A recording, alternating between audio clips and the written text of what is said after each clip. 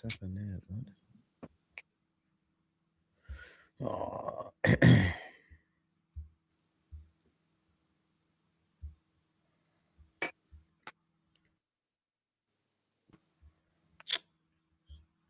I don't know what's going on there, man. Give me 1 minute.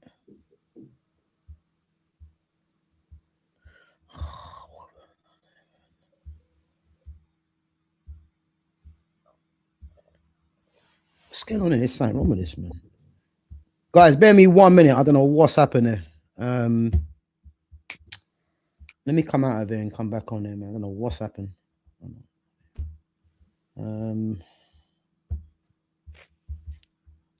This stream thing's taking over my thing. What's going on?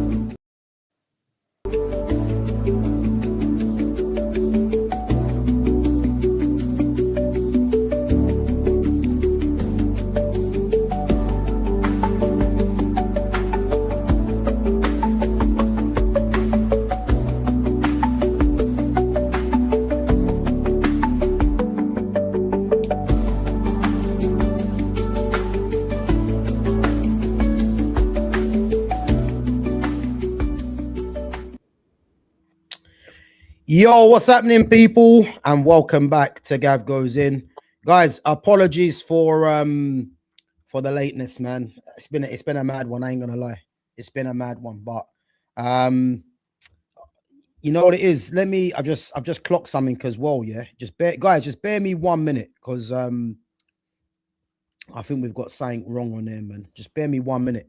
But guys, yeah, make sure, yeah. I've just clocked it, yeah. The last week's overlay, innit?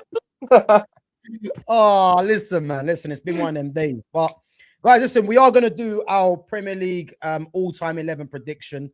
I know you guys obviously must be thinking, you know, what's this underneath the screen? It's the wrong one, but it is what it is. We will get that changed. Don't worry about that. But big up, man. We got Fitz on, we got Jonas on. How you, man, getting on? Yeah, man. Good. Just choking. Oh, you're right there, man. Yeah, man. I tried to have a quick little gummy in it. I choked on it quick. Yo. Yeah, man. Boy, listen. Go on. Are you man been? You man been all right? Yeah, blessed. Good. Yeah, good, man. good. Same old same. Can't really complain. Yeah. Jonas, how you been, bro? Yeah, all good. Yeah. I hope you've got your little list together. No, don't worry about that. I got a little list and that. Yeah. Boy, listen. Guys, just bear me 1 sheet minute. of paper, that's all I need. Do you know what? I've got a sick list here, but I have to be honest, man. There was a few positions where I was honestly struggling with. You know what I mean? Because I was thinking there ain't really too many players that I would consider as the greats. I'm gonna say right back. Yeah, bro, that's exactly where I was going. Right and left back, yeah. I found myself just putting in players just because, you know what I mean? I hear it.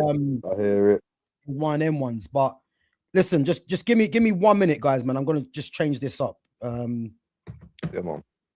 Just give me 1 minute, guys. Guys, as always, make sure you smash the like button. Make sure you sub to the channel, and make sure you share the channel as well. Just give me 1 second. But yeah, man, just so there's not silence for the people, I'm just gonna let you all know right now. There's only one position on this pitch that I'm gonna fight to the death for. Bro, listen, if it's involving Andy Cole, man, you might as well go on mute for that. I'm telling you. Nah, bro, did you watch that? Did you watch the video I sent you? Bro, listen. I know about Cody, man. Don't worry. No. That's not what I asked. Did you watch in an all-timer, man? No way. Nah, did you watch the video, bro? I've seen it. Yeah, of course. Yeah. So you see, like, man didn't just have a style of finish. Man could do anything. Overheads from the edge of the box, volleys from long, anything you want. Cheeky chips, the lot, bro. Tight angles, bro. Wait until we get to striker. I've got a sheet of paper, both sides ready for this. I'm telling Fitz, you. bro, listen, I hear it, man, but I just can't have Coley, man. In Bro, listen, by the end of this stream, I promise you he's in the end. I bet you he's in this team. okay. I bet Bear you me he's 1 in minute, this yeah, team. 1 minute. Wait until we get there, cause like I say, I've got 2 sides of paper here that tell me that he's going in.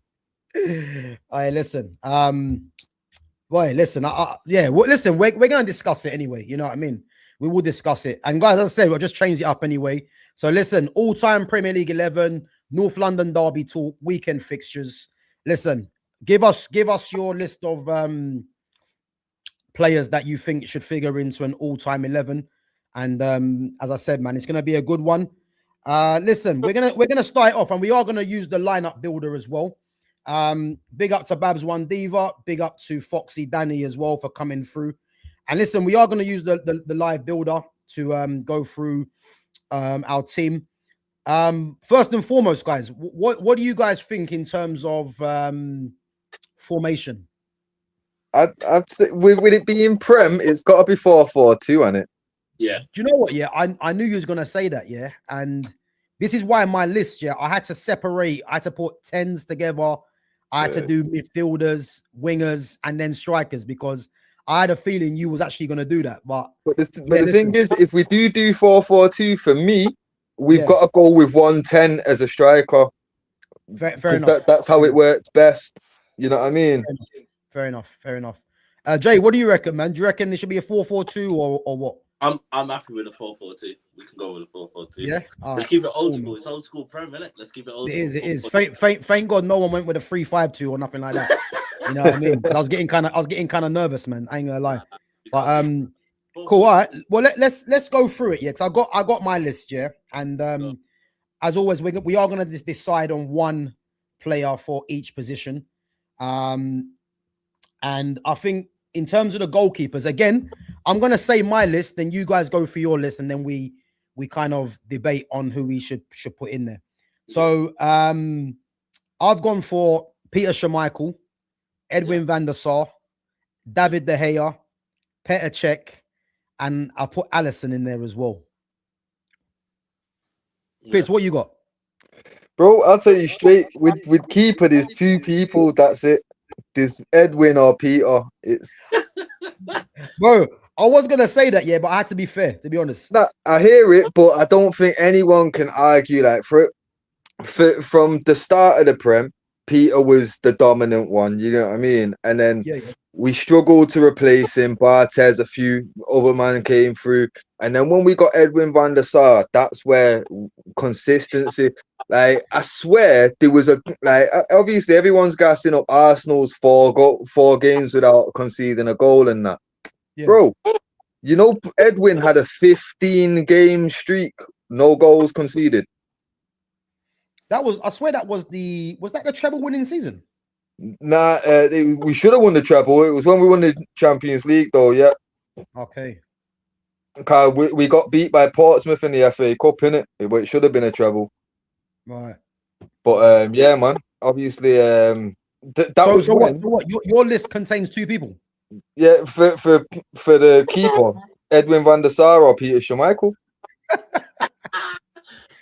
Jay, what you got in there? I hope you're not trying to sneak in Pepe Reina or something like that. You know what I mean? No. Give me credit. The only other 2 I've got different from you is probably David Seaman. Yeah. And Edison. Like Edison with that City squad. I know people will go, oh, yeah, but some of the balls he's played and some of the saves he's made, I throw him in there. And then you know what? I was actually thinking of David Seaman, funny enough. But I thought to myself, with David Seaman, I mean, this list is difficult. And I thought, if I put David Seaman in, who's to say, you know what I mean, that you can't put in someone like a Pepe Reina, really, you know?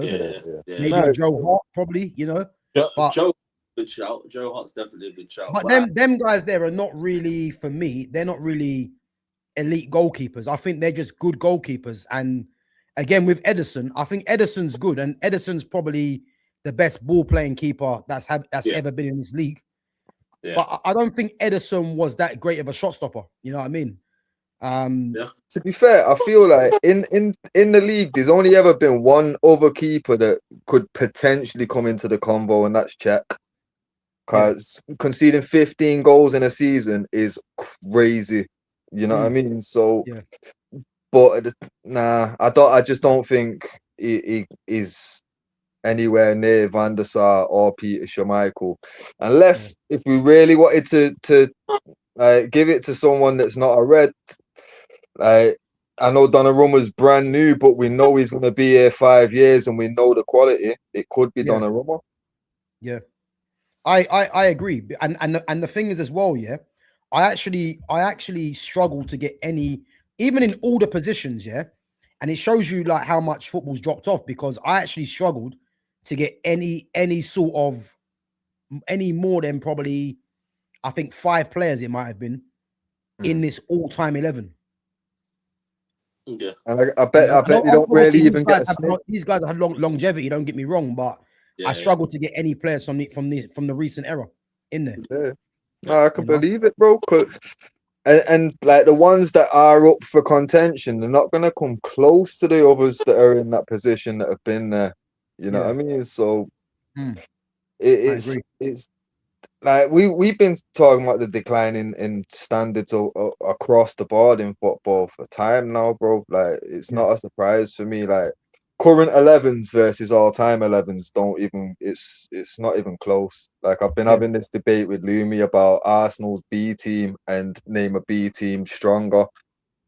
Bro, I've named a few. You know what I mean? It didn't take me as long as Lumi thought it was gonna take neither. But for me, I feel like with keeper, Peter Schmeichel, Edwin van der Sar were the 2 absolute standouts for anybody. Like neutrals have to agree. Like Jonas, honestly, if you was having to name the best Premier League keeper objectively, who are you picking? Peter Cech's in there. Edwin van der Sar's in there. Peter Schmeichel's in there. Like, there's so many good keepers. No, but we're talking the best. But again, it's hard to pick. For me, especially, it's hard to pick a great keeper because I think about a back 4 that's in front of him. Right. But the first 3 names you named, what are they? The top 3 contenders then, at least? Oh yeah. Alisson, me. Right. So let's we're narrowing it down, innit? It's out of them 3. So let's all take a vote. Out of them 3, who would you go for? To be fair, I already know who my number 1 is anyway. You know what I mean? I think it's not really a surprise. It's got to be Schmeichel, innit? That's where I'd go, the big Dane, innit? Yeah, it's got to be Schmeichel, man, for me. Even though he's a prick, I ain't gonna lie. Man's met him in person. He's a prick. I ain't gonna lie. I've heard that from a few people, to be fair. I've heard that from a few people. But trust you, man. He's a miserable, moody guy, man. But there's no doubt in how good he was as a keeper, man. So, you know, I love Van der Sar as well, to be fair. But I think with Schmeichel, you know what I mean, he's got the presence, you know, obviously good shot stopper. You know, he was a leader as well at the back there. And obviously he was in goal for the 99 win. So as well as being a top keeper, man. So it's hard to go against him. You know what I mean? Petr Cech as well is another name. Petr Cech's a goalkeeper. Do you know what I mean? He's again the big stature of a guy. And and no one can take away that 15 goal season. Like that's crazy defensive work. You know what I mean? And let's not forget, it's not like obviously he had John Terry and Carvalho in front of him. You know what I mean? Now Carvalho to me, great defender. John Terry, at the time I felt he was overrated. You know what I mean? Like he was a good, solid defender, but he weren't one of the best in the world, not by a long shot. So conceding only 15 goals when you've got Wayne Rooney, Cristiano Ronaldo, that's the thing you got to look at, is you got to think to yourself, as much as it's like I think personally, I think Lewis Dunk would have been better in that era than he is in this era. He's that sort of declined defender. Whereas now, nobody's really got those defenders anymore. Nobody's got a defender like a John Terry or like a, do you know what I mean? Nobody's got that sort of defender because the game's changed. So it's almost like John Terry is great. And he's great in that era because that was, like you say, he's coming up against Cristiano's, he's coming up against a Drogba, he's coming up against. Do you know what I mean? These guys are they're not small guys. They're big, hefty guys. Yeah. So. Well, let's settle on it anyway. For keepers, because Jay, who you going with? Well, we'll go Schmeichel. Schmeichel, yeah. Fitz. Yeah. I'm happy with Peter. Cool, man. Man United won then, yeah. Cool. Say no more. What this isn't even biased, neither. This is going to be so heavy United, but that's because we've had the best players in all positions, essentially. Yeah. But what I'll do, yeah, what I'll do is that I'll put the players in, and at the end we'll share the screen at the end, innit? Yeah. So guys, as I said, we are doing our all-time Premier League best 11.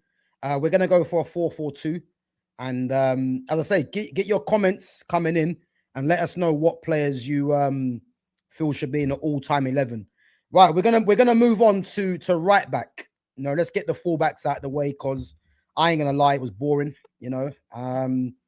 But the list that I've gone with, and I'm pretty sure you lot will probably go with a similar.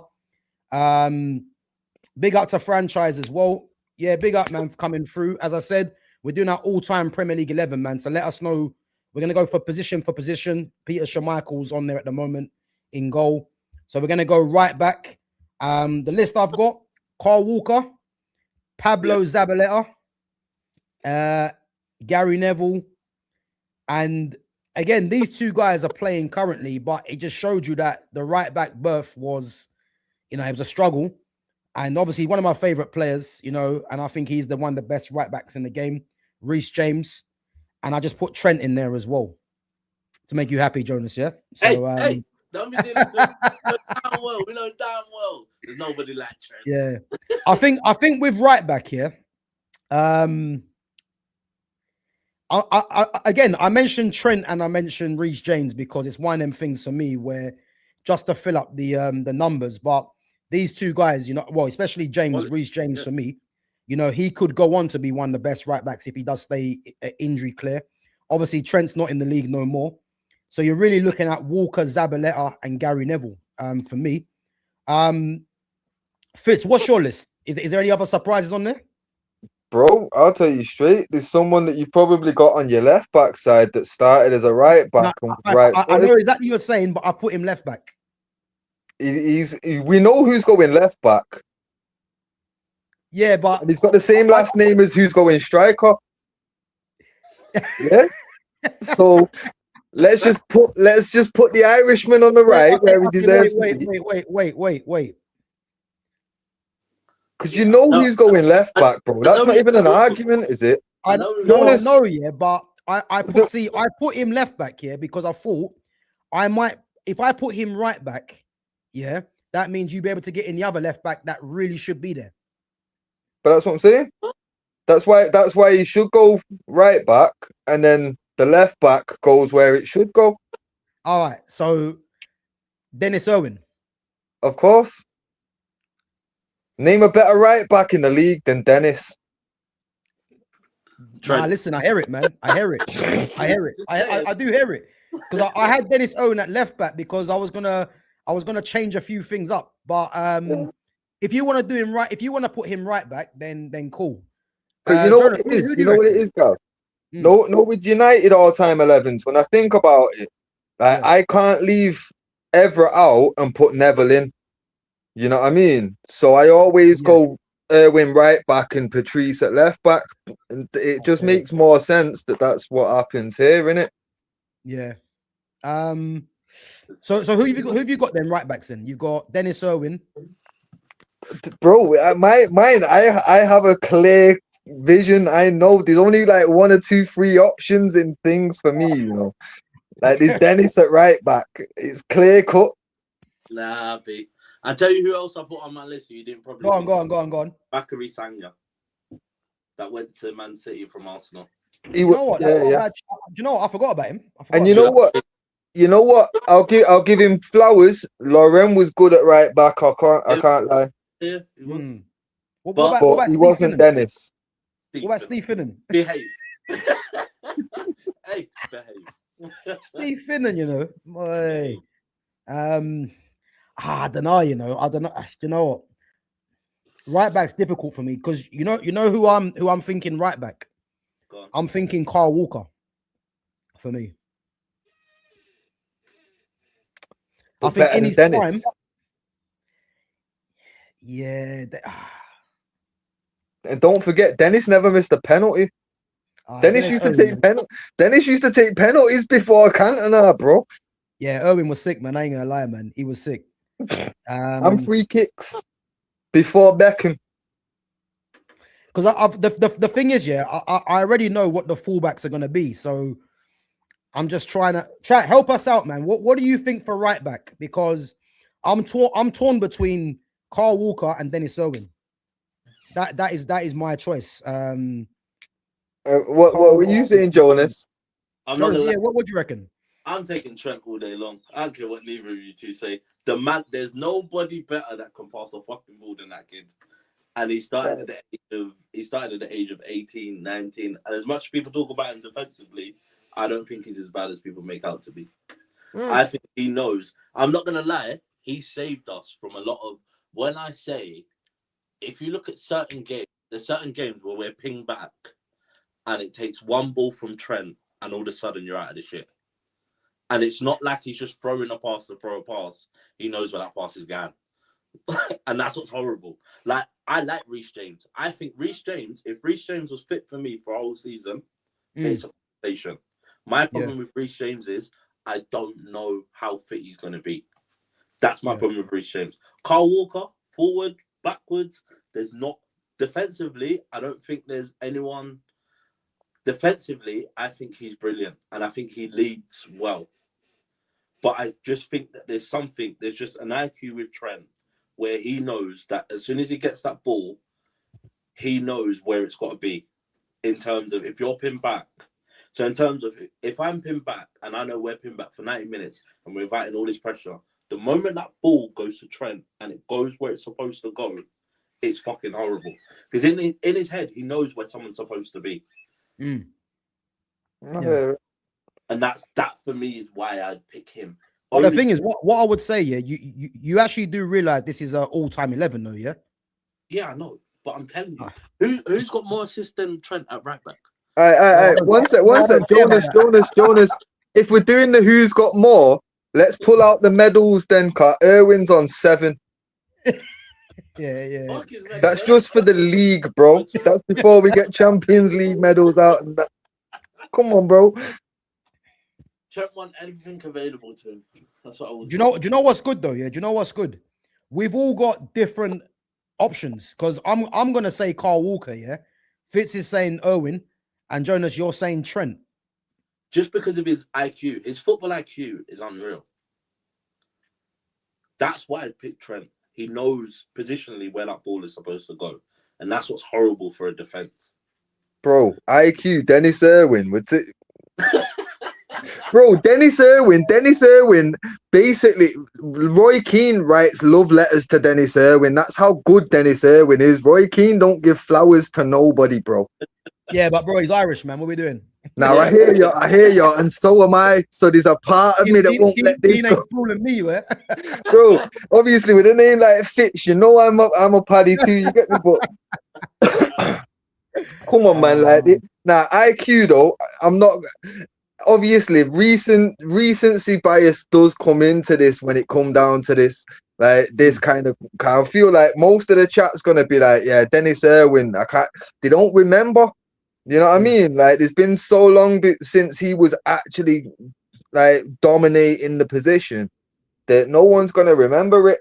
But for me, there was nobody better, and the fact that my man was an absolute one of the first names on the team sheet, whether he was going to go right back or left back, he was constant in that team, and he was detrimental to our success. You know what I mean? With him at left back, Ryan Giggs was Ryan Giggs. You know what I mean? And Ryan Giggs has openly said that he couldn't have played the way he did without having someone like Dennis behind him. Because Dennis knew how to accompany him, how to help him out, and how to also cover him defensively. Yeah.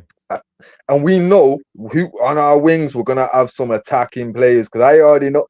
again, I know this team writes itself for me. Like, I know who should be left back, right back, and then because I know who's on the wings. You know what I mean? Like, realistically, Dennis on the right is going to be behind another Manchester United player. Yeah, Ashley on the left is going to be behind another Chelsea player. Let's get it right, I ain't lads. gonna lie, yeah, it's sounding very unanimous at the moment. This, you know what I mean? Like, bro. Boy, listen, I'm pretty sure, yeah, I'm gonna upset some people along the way, but I don't give a damn. I'll be honest. So listen, let's get the right back in. Before we do that, though, big up to Foxy Danny for the super sticker, and big up to Babs One Diva with the big super chat. Big up, says John Terry. Yeah, listen, we'll be getting on to centre backs in a bit because I know that's gonna draw a bit of controversy, but now big up to Babs One Diva, big up to Foxy Danny as well. Foxy Danny says Stevenage Gerrard. Yeah, listen, boy. Listen, let's see if he makes the cut as well. But listen, right backs, put your medals on the table. So Irwin's got how many Premier League titles? 7 Prems. One sec, I've got it right here. 7 Prems, 3 FA Cups, a Champions League, a fucking Cup Winners' Cup. One sec. No, the Super Cup, innit? But back then it was Cup Winners' Cup. 3 FA Cups, a League Cup, and 7 Prems.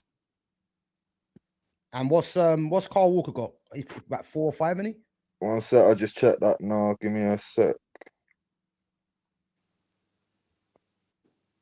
Chat, help us out as well. Who are you going for as the right back Premier League all-time 11? We've got Kyle Walker. We've got Dennis Irwin, Carl Walker, or Trent Alexander-Arnold. Kyle Walker's got Champions League as well, Cup Winners' Cup as well. He's got 2 FA Cups, 4 League Cups, and 6 leagues. So he's 1 less league than Dennis. Okay. And what's Trent got? 2 leagues, 1 Champions League, FIFA World Cup, UEFA Super Cup, FA Cup, 2 EFL Cups, and 1 Community Shield. Well, he's got 2 Premier Leagues because he won 1 last year. Now, are we doing Community Shields as well, Card? I know Dennis has got a bag of them. It's on there, it's one. Nah. If we're getting into like sticky situations, like Dennis has got 4 of them as well, bro, and an Intercontinental Cup winner. That was the Club World Cup before the Club World Cup. I mean,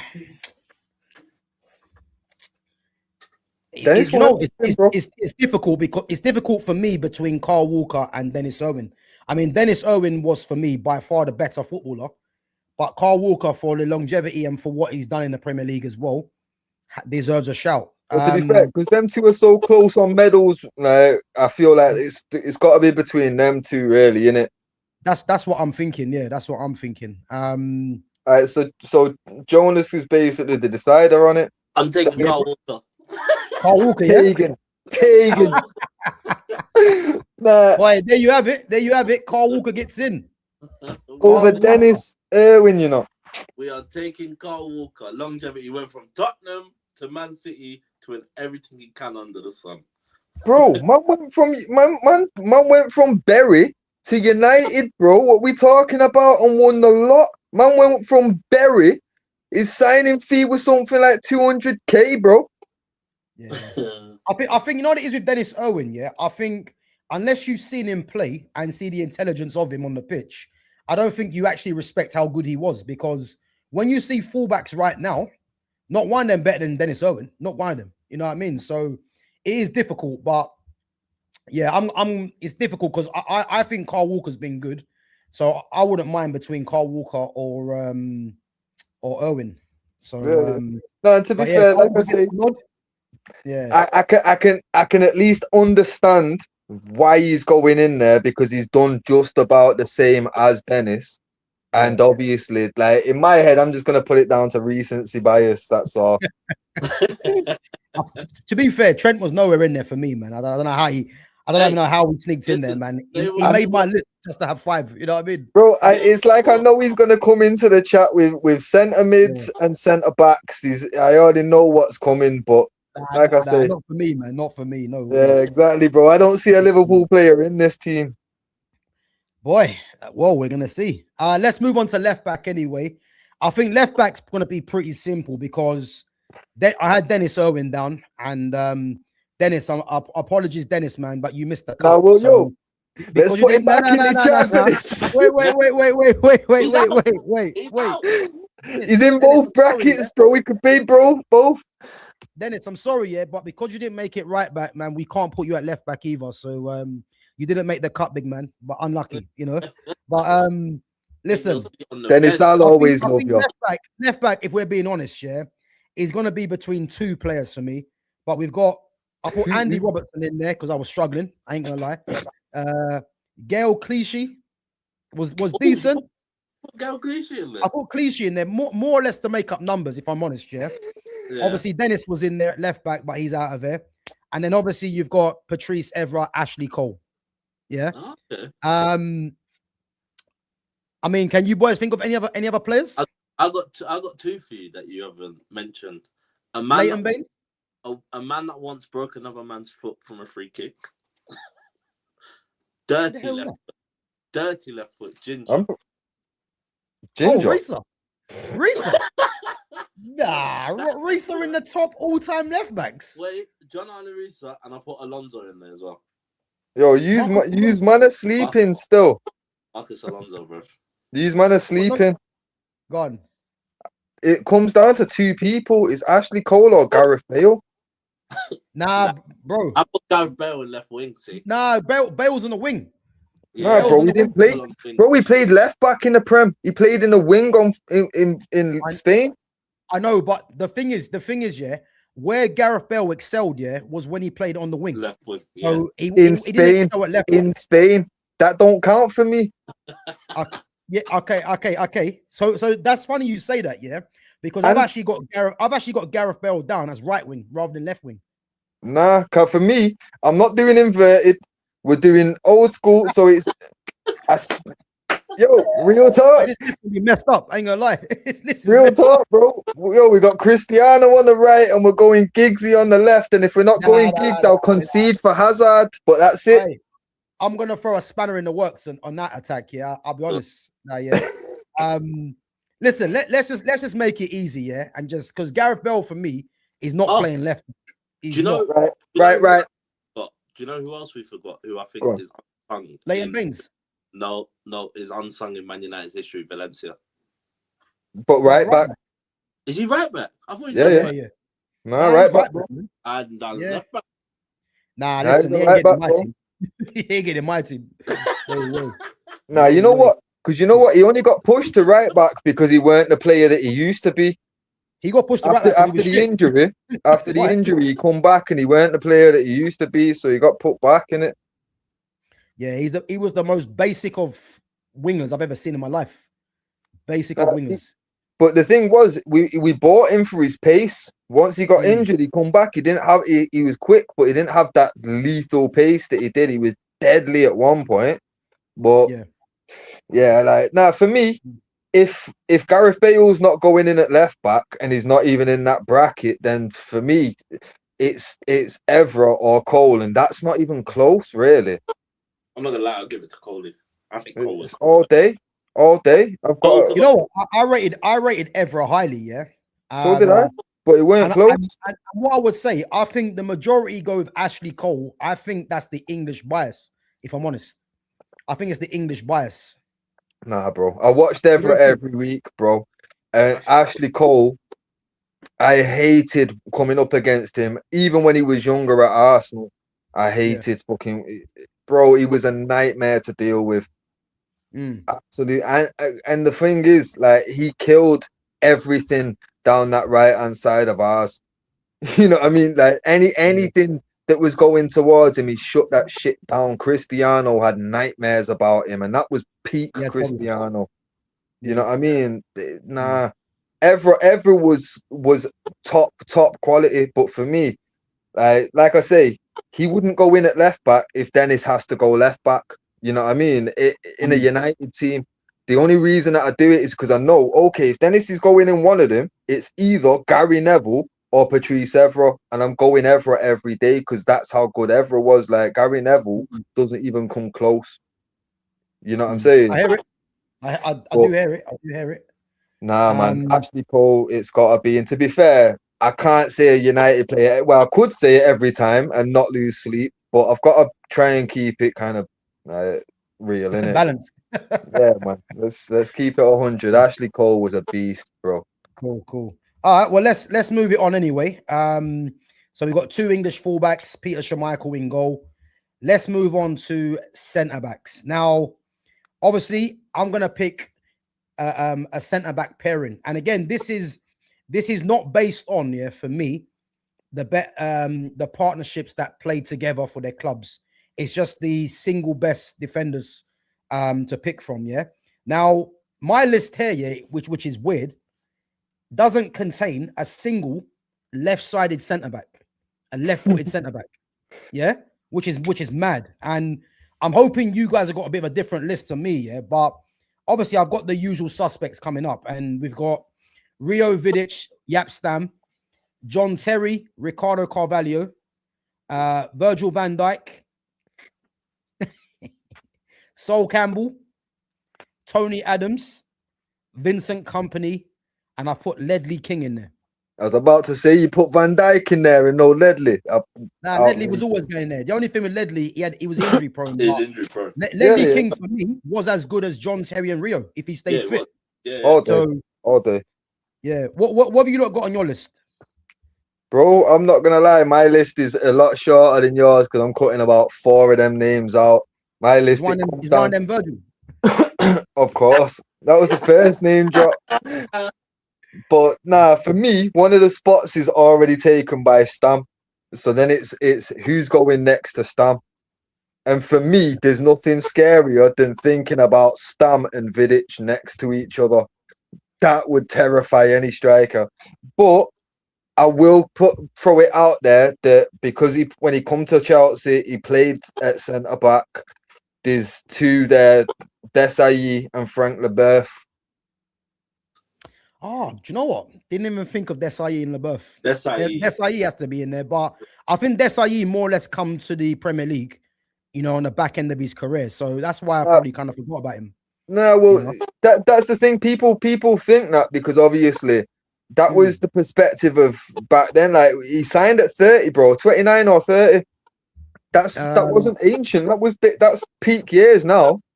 You know what I mean? And for a guy that was a defensive-minded player, it wasn't a bad age. It was the fact that when he come to the Prem, it took him a season and about 18 months to adapt to English football, and he said it himself in interviews after it, innit? It took a while to adapt, but once he adapted, he was kind of already wrote off. Back then, players didn't have fucking 40-year-old match. You know what I mean? Like, Cristiano's out there at 40 and that still kicking ball like that. That was unimaginable back then.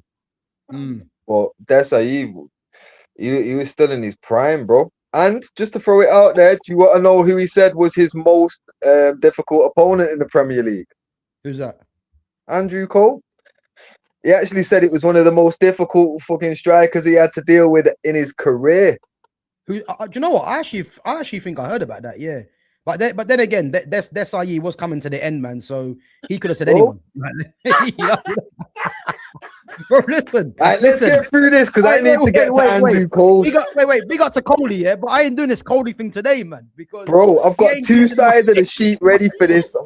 Wait until we get to striker, bro. You're gonna have to eat your words. Don't say too much, Gava. Don't do it, bro. Don't. I'm telling you. Wait, because this is the thing. This is the thing about back then that I'm trying to say about recency bias, bro. People forget. Yeah. There's a lot of records that right now people gas about that Andrew Cole is still the joint holder of. You know what I'm saying? And if not the joint, the second in the list. You get me? Cole's not getting it, bro. I'll fight to the death, man. Bro. I ain't doing that. Bro, wait until we get to striker. Andrew Cole is in this. I'm telling you. All right. Listen, we'll save Cody for later, yeah. But I'll tell you this now, man. This 11, yeah, it's not happening for me, man. As much as a fan I was of Andy Cole, man. I ain't gonna lie. Man used to have them little troll things. Yeah. I had Cantona and Cole, man. I love Coley, man, but never did I think Coley be in a top 11 of all time. Bro, Nah, man. yes. Can't be doing it. Yeah, wait until we get there. I promise you, and I'm giving you all the reasons why when we get there. Cool. All right. Well, listen, centre backs. Yeah, I think one thing I do agree with you on is Jaap Stam has to be there for me because Jaap Stam for me, I don't care about longevity. Yeah, for me, he's been the best defender that I've seen in this league. He was an absolute animal. Like he had literally everything. So Jaap Stam for me goes right side centre back. The left side centre back. Jay, who have you got on your list? Because I think this is going to be tough. Who's going to partner in? I got similar to you. So I got Vidic, Van Dijk, Carvalho, Company, and John Terry. I'm not going to lie. Vidic, Van Dijk, and who else? Vidic, Van Dijk, Carvalho, Company, and John Terry. I'm not going to lie. I'd take Company all day long. Right. So, bro, that's exactly who I was going to go with. I'm taking Company all day long. That's exactly who I was going to go with, Company. The man knows how to strike a ball, and the man will destroy whatever striker you give him. And as much as we hate it, what I would say just quickly to try to cut you up now, what I would just say, there's honourable mentions though for someone like John Terry because to be honest with you, John Terry had no pace, but in terms of his leadership, positioning, he's passing off both feet. I mean, it's very difficult to kind of not go with John Terry, But obviously, the man's had a couple of misdemeanors in his career as well, so maybe he might just miss the cut. But now, you know what? John Terry was a top defender. He was. And again, the same with Rio as well. I think, again, mentions for Campbell and Adams, Carvalho as well. Yeah. Van Dijk, for me, is a better footballer than Vincent Kompany. But Vincent Kompany, for me, and again, honorable mention for Ledley King. I think Ledley King just misses out because he was more injury prone than all these other defenders. So you couldn't really see the best of him.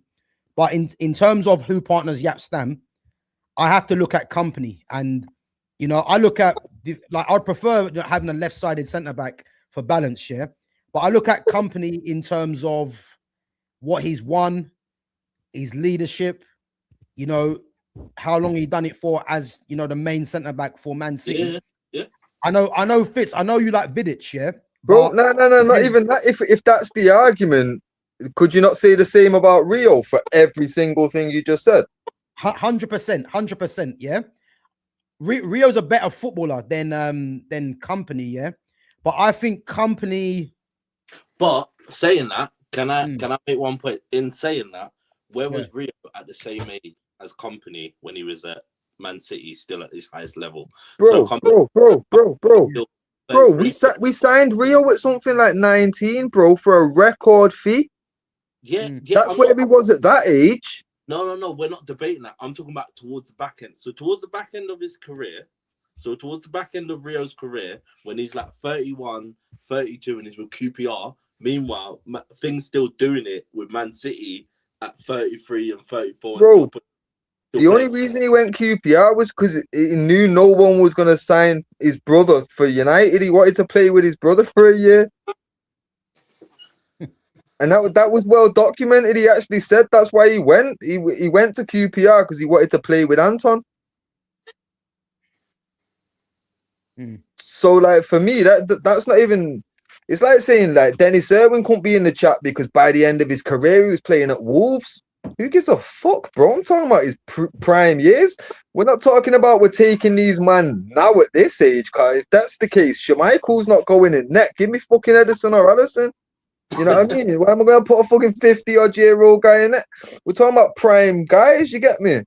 If we're talking about prime guys, Rio, for me, everything that you're saying about Kompany could go for Rio, but for me, Rio's not even the guy. I personally would go Vidic, but you know what?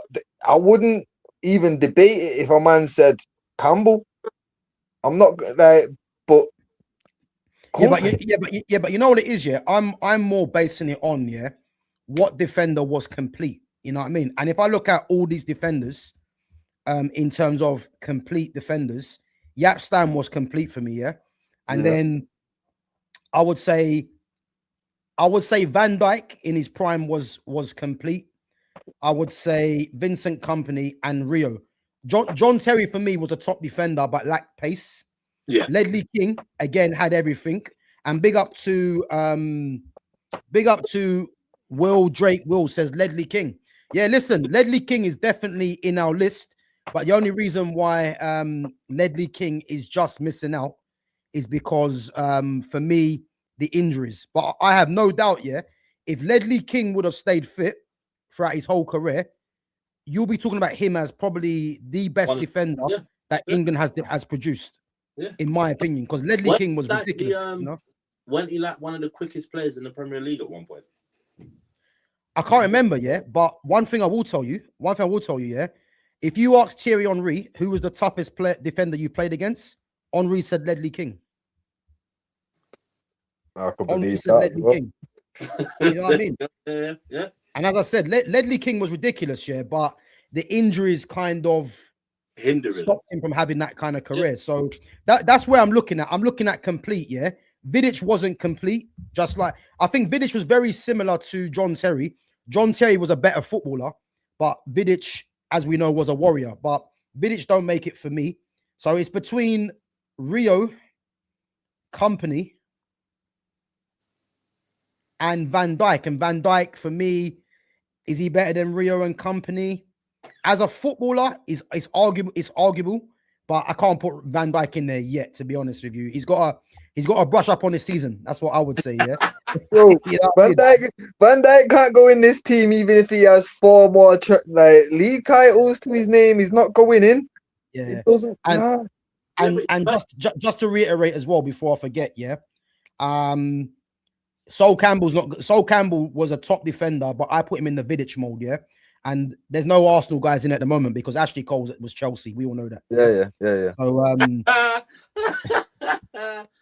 am I lying? Was Ashley Cole better at Arsenal or Chelsea? Let me know. Chelsea all day, because that's where he was coming into his prime, and that's where he reached his prime, innit? Like obviously he was a wonder kid at Arsenal, but that's why Arsenal were fuming when he left, innit? Cashley. Yeah. Boy, let's get to it, I'm gonna say Vincent Kompany. I'm not gonna. It's tough, but I'm gonna go Kompany. I'm not gonna disagree with that one. I'll take Kompany. Fitz, you going Kompany, yeah? Not at all, but I already know that I'm already outvoted here, man. Boy, don't worry, man. Just sit on it. Think about it. Bro, what you mean? I've had to now at this point I've had to hold 2 big L's and we're not even out of defense, bro. No, but you know what? To be honest now, it could be Rio, but I don't know, man. I think because again, Rio was a better footballer than Kompany, but I think this is what I'm saying. And when you're saying like leadership, how long he did it, his consistency, the fact he was the main man in defense, all that the same boxes are ticked for Rio. Like the argument for me for Kompany, like it's line for line, word for word, could be fucking recited for Rio. So it's like for me, it's not. You know what? I just clocked it. I'm definitely going Kompany. Rio's a terrible pundit. Yeah, definitely Kompany. Yeah, Kompany is. Yeah. Listen, I'm sold. Yeah. This is what he does.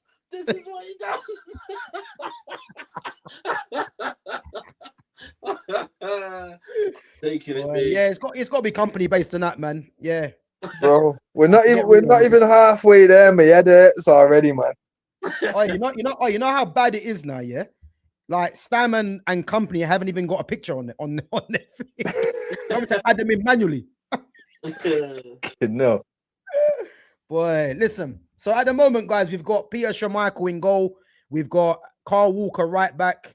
We've got Ashley Cole left back, Chelsea. And we've got Yap Stam and we've got Vincent Kompany at centre back. Let us know, guys, in the chat who you think should be in the all-time 11. Right, we're going to move on to midfielders. I know this is going to create a lot of debate. Yeah. Now, too many. This list there. Yeah, and I'm just going to tell you right now. Yeah, just to save all the nonsense. Yeah. Paul Scholes is going there right away. So like we got one. There we go. There's a W for Fitz. Yeah, bro, listen, I ain't gonna play games. Paul Scholes is in there right away. So we're battling for one position. Yeah.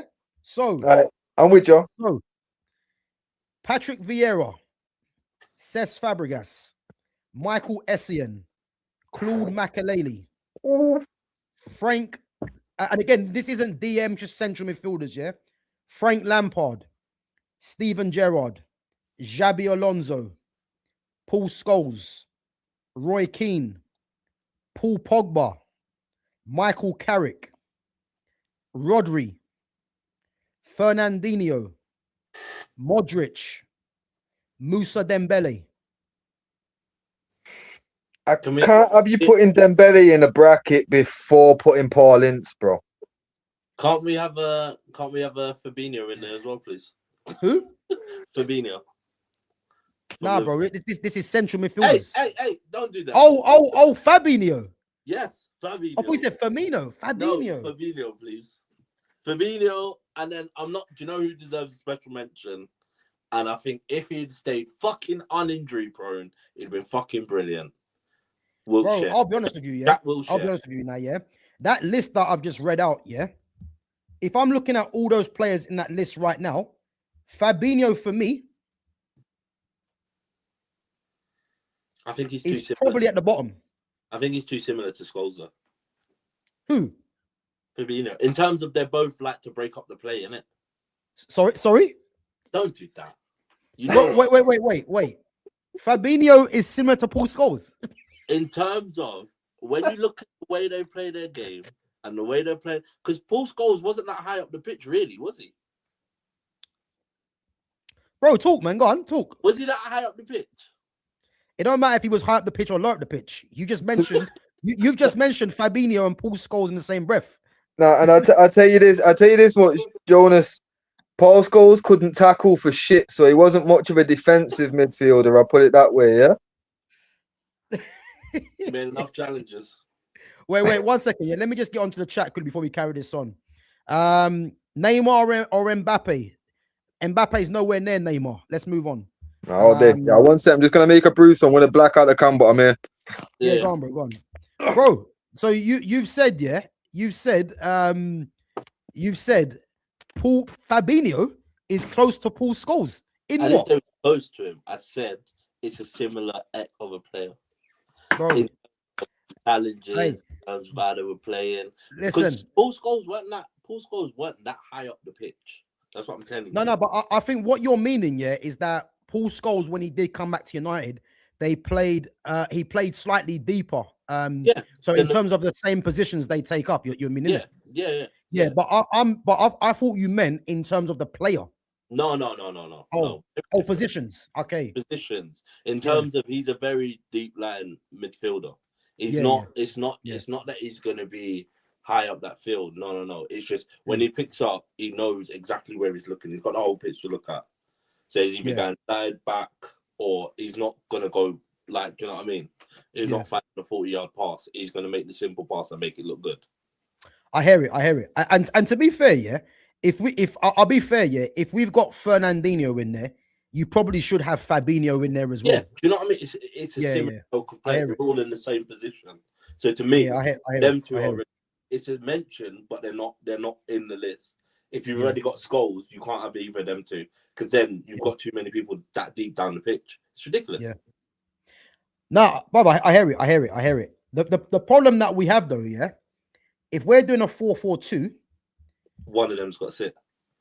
The thing is, I would have Scholes sitting, yeah, but then that just means the player that goes next to him, yeah, because this is where this is throwing this up, yeah, because I've got certain central midfielders in the 10s, but if we're doing 4-4-2, you've got to put in Yaya Toure, David Silva, Wayne Rooney,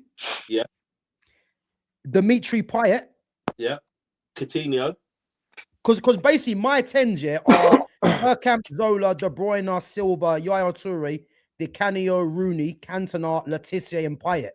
So now, because I don't care what anyone says, this guy has to be in the team, So, my two midfielders, I'm gonna say Scholes and Yaya Toure. Yeah, I'd argue that with anyone. I understand. I'm not gonna lie, I did actually put together an all-time Premier League at one time, and even made the image for it, and that was the pairing that I went with at that time. But I'll always admit, it depends on the day when you chat to me what you know what I mean. Certain positions will always be guaranteed, but when it comes like centre mid, that pairing could change on any given day. You know what I mean, and so could certain wings. The centre backs could also change. Like obviously, one's always going to be Stam, but the pairing might change depending on the day. But Scholes, has to be in there. And for me, there's only, I'd either say it's got to be Yaya, SCN. I think Gerrard could be in there as well. Gerrard. No, because that already proved to fail. If we're going to talk about a pairing that's been tried and tested in real life, it's got to be Keane. Because that pairing works. That pairing won us a treble.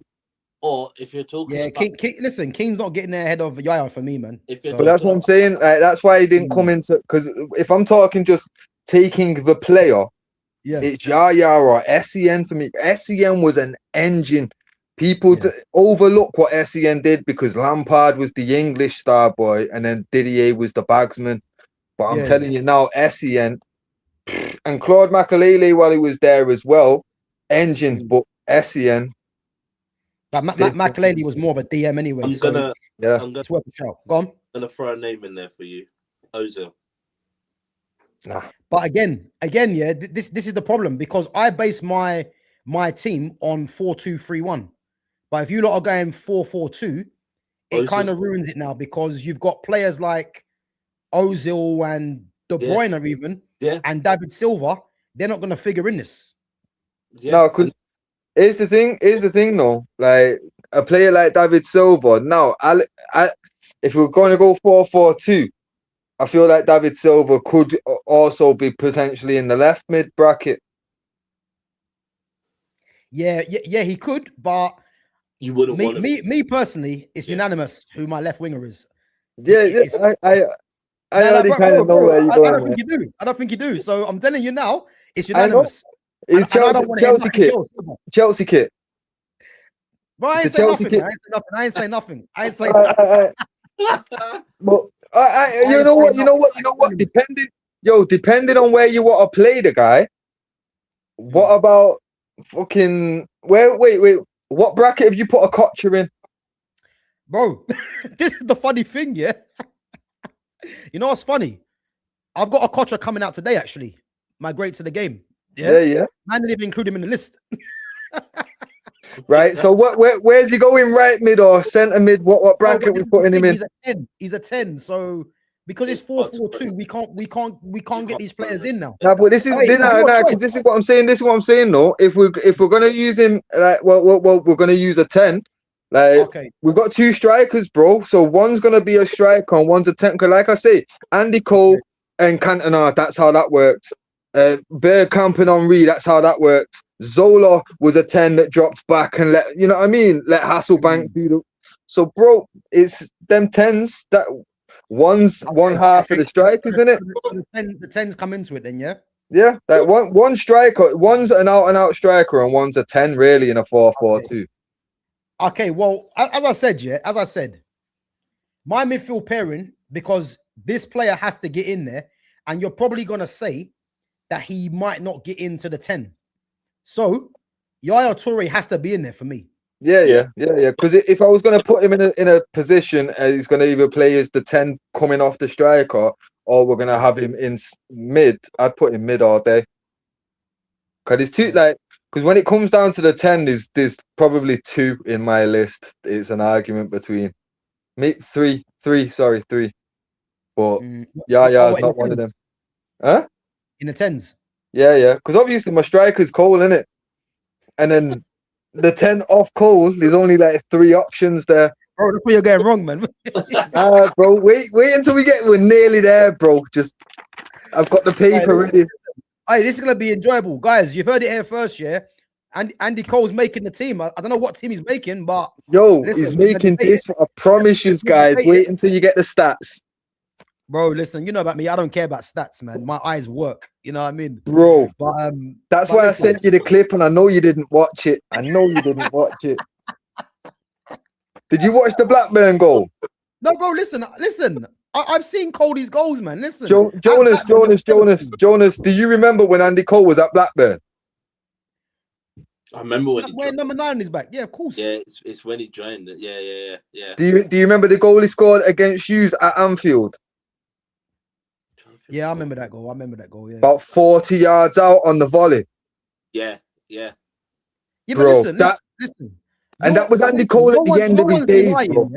Wait, no one's denying that Andy Cole wasn't a bad boy, yeah. But all-time 11 from the list of players that we need to go through. I can't do that. I'll be honest, I just can't do that. I can. Yeah? I can. Wait until we get there, bro. Come on, right. So let's rush to get there now. Centre mid's patterned then, innit? Yeah, and Scholes. Scholes and Yaya, yeah? We're happy with that. Jonas, what are you saying? I'd put Gerrard in there, but you lot won't have it. What ahead of Yaya Toure? No way. Listen, ahead of who? Gerrard. That's a man. Over who? Yaya or Scholes? Who do you take out for Gerrard? I'm taking out Yaya. When you need a goal, Gerrard is the man that pops up out of nowhere, bro. That's why you got Scholes in. You take out who? Yaya Toure for Gerrard? Yeah, bro. Gerrard drag man over the line, bro. You think we're going into this 0-0? You man are taking the piss. Bro, you're forgetting we've got Andy Cole up front. We're not going to be shy of goals. Hey, Andy who? Nah, listen. No hate on Coley, man, but he ain't making this team. I'll be honest. You can throw that in the bin right now, man. Nah, man. Nah. I'm getting through these facts and figures. Trust me. But you, sorry, let me 1 minute. 1 second. But guys, again, honorable mentions, yeah, to I mean Moussa Dembele, to be honest with you, man. I mean, he has to go down for me as one of the most underrated players, maybe of his generation, because you know, if you watch Moussa Dembele playing for that Tottenham team, like the guy was absolutely ridiculous, man. So honorable mention for Moussa Dembele. Again, Paul Pogba for me, probably the most talented footballer of his generation. But the argument against Pogba would be, you know, he didn't really have a great time at Man United, but we all know how good Paul Pogba was. Xabi Alonso, you know, top player, arguably as instrumental as Gerrard was. Again, Makelele's more of a DM. Vieira, obviously top midfielder, and his battles with Roy Keane. I think Fabregas is massively slept on. You know, I think Fabregas made his debut for Arsenal when he was 15, and the guy has played as a false 9, top player. We've mentioned obviously Keane. Lampard, to be fair, in terms of numbers, probably has the best numbers on this list. Fernandinho, we know about Fernandinho, the same with Fabinho. Luka Modric for me was just, I mean, if you're looking at all these players on this list, Modric is in the top 2 for me. And obviously for me, Modric excelled when he went to Real Madrid. And obviously Rodri. I mean, it's hard to leave Rodri out, but again, for me, if Rodri goes and again, Rodri for me gets into this team if we're playing with a DM, because you're looking at either Rodri or Makelele for me. You know what I mean? Maybe Fernandinho. I'd go Makelele over Rodri though. Rodri's class, man, to be fair. He is. But Makelele invented the role. It was called the Makelele role before it was known as defensive midfielder. True. I hear it. I ain't gonna disagree. You know what I mean? Listen, Scholes and Yaya for me. Let's go through the. No, but one sec though. If we're doing honorable mentions, people that didn't make that list there, Michael Ballack as well. Absolute quality. Yeah, but Ballack wasn't the Ballack. He was at Bayern Munich though. No, he wasn't. But at the same time, it's still Michael Ballack though. You know what I mean? Like he has to get an honourable mention. Especially, like I say, all these players that we're mentioning are top quality. Like these are the sticky positions now. You know what I mean? Huh? Santi Cazorla. Yeah, another one. Yeah. Another one. Yeah. Paul Ince. I'm telling you now, recency bias people forgetting Paul Ince was the governor for a reason, bro. But again, though, yeah, if we're picking from 3 Manchester United players, Scholes, Keane, and Pogba, yeah, who would you take out to put Paul Ince in? And he better not be Paul Pogba. I'm not gonna lie, I'm not taking a United player out for that. There we go.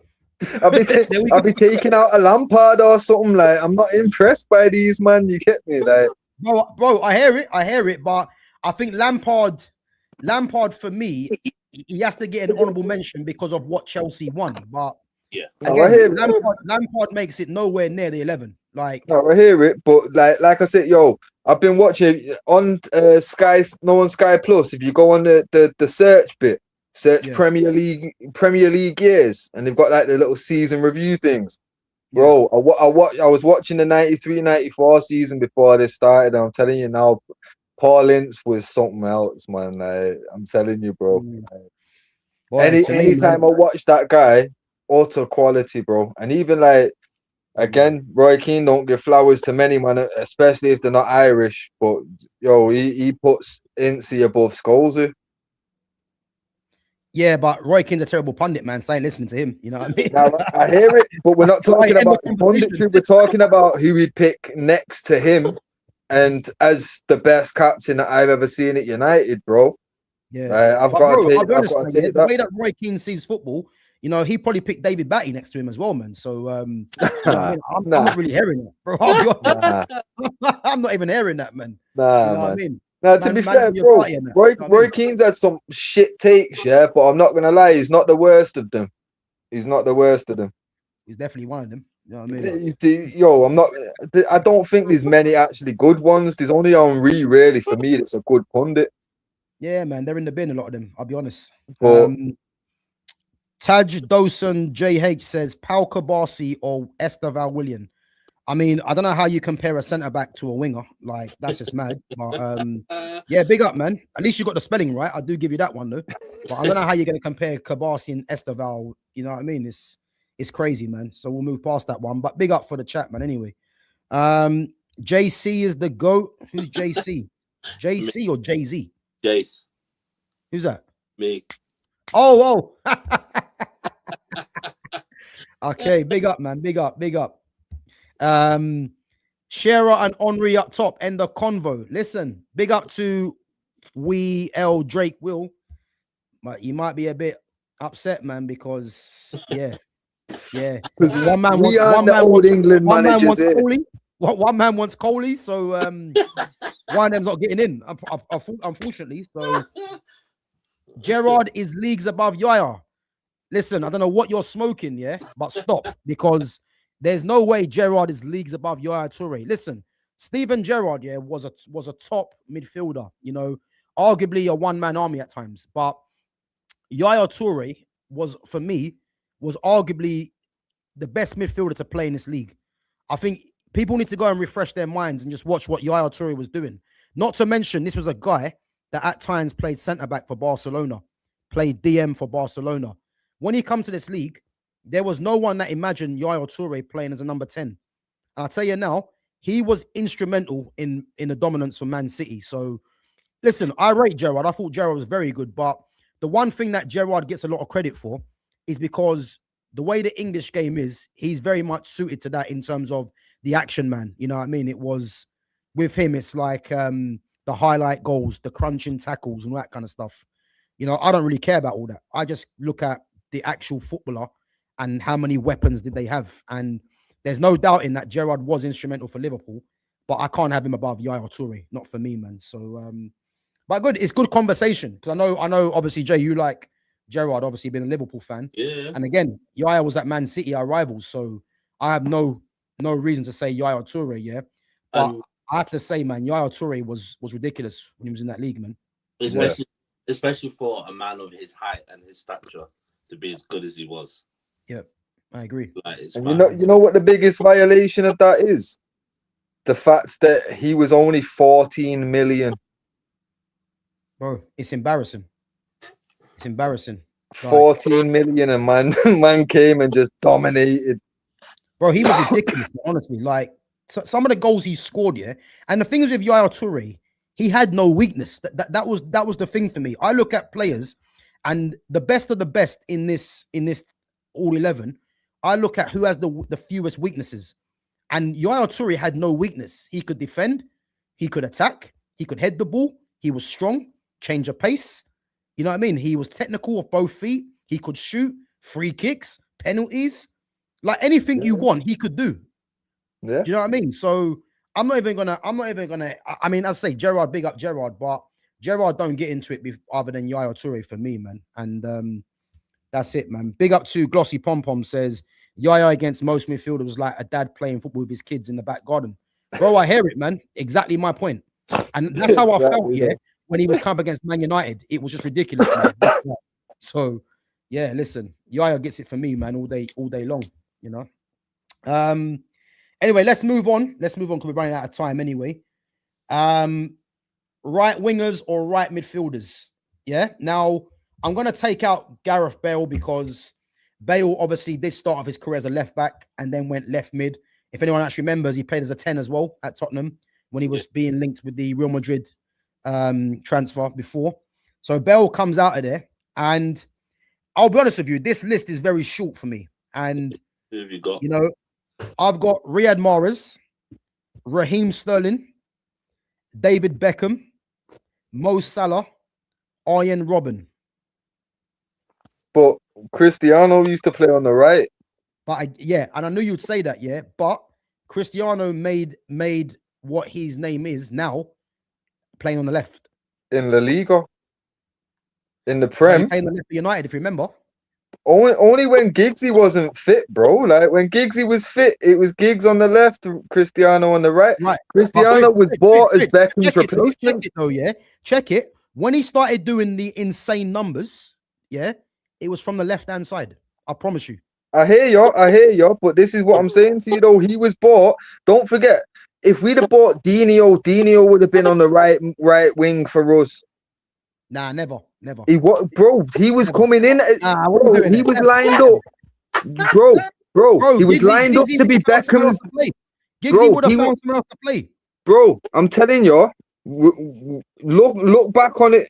It's well documented. He was coming in. He was lined up to be Beckham's replacement, direct replacement. Because Beckham was going to Barca.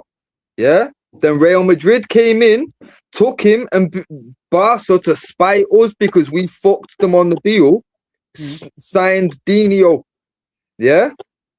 Yeah. I'm telling you, bro, he was coming to United as a right winger. He was going to play right wing. That's why when we didn't sign him, we ended up like having to go somewhere else, got Cristiano instead. And he was right wing. He was a direct replacement for Beckham.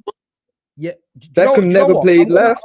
I'm gonna make you right on that, yeah, and I'll tell you why, yeah, because you are right. Because if you remember when they had Rivaldo, Ronaldinho, and R9, Ronaldinho actually did play to the right. So I agree with that, yeah. What I would say to that, yeah, because we had Carlos Queiroz at the time, and the way that we played the 4-3-3, which is why you saw Ronaldo, Rooney, and he would have ended up switching, changing.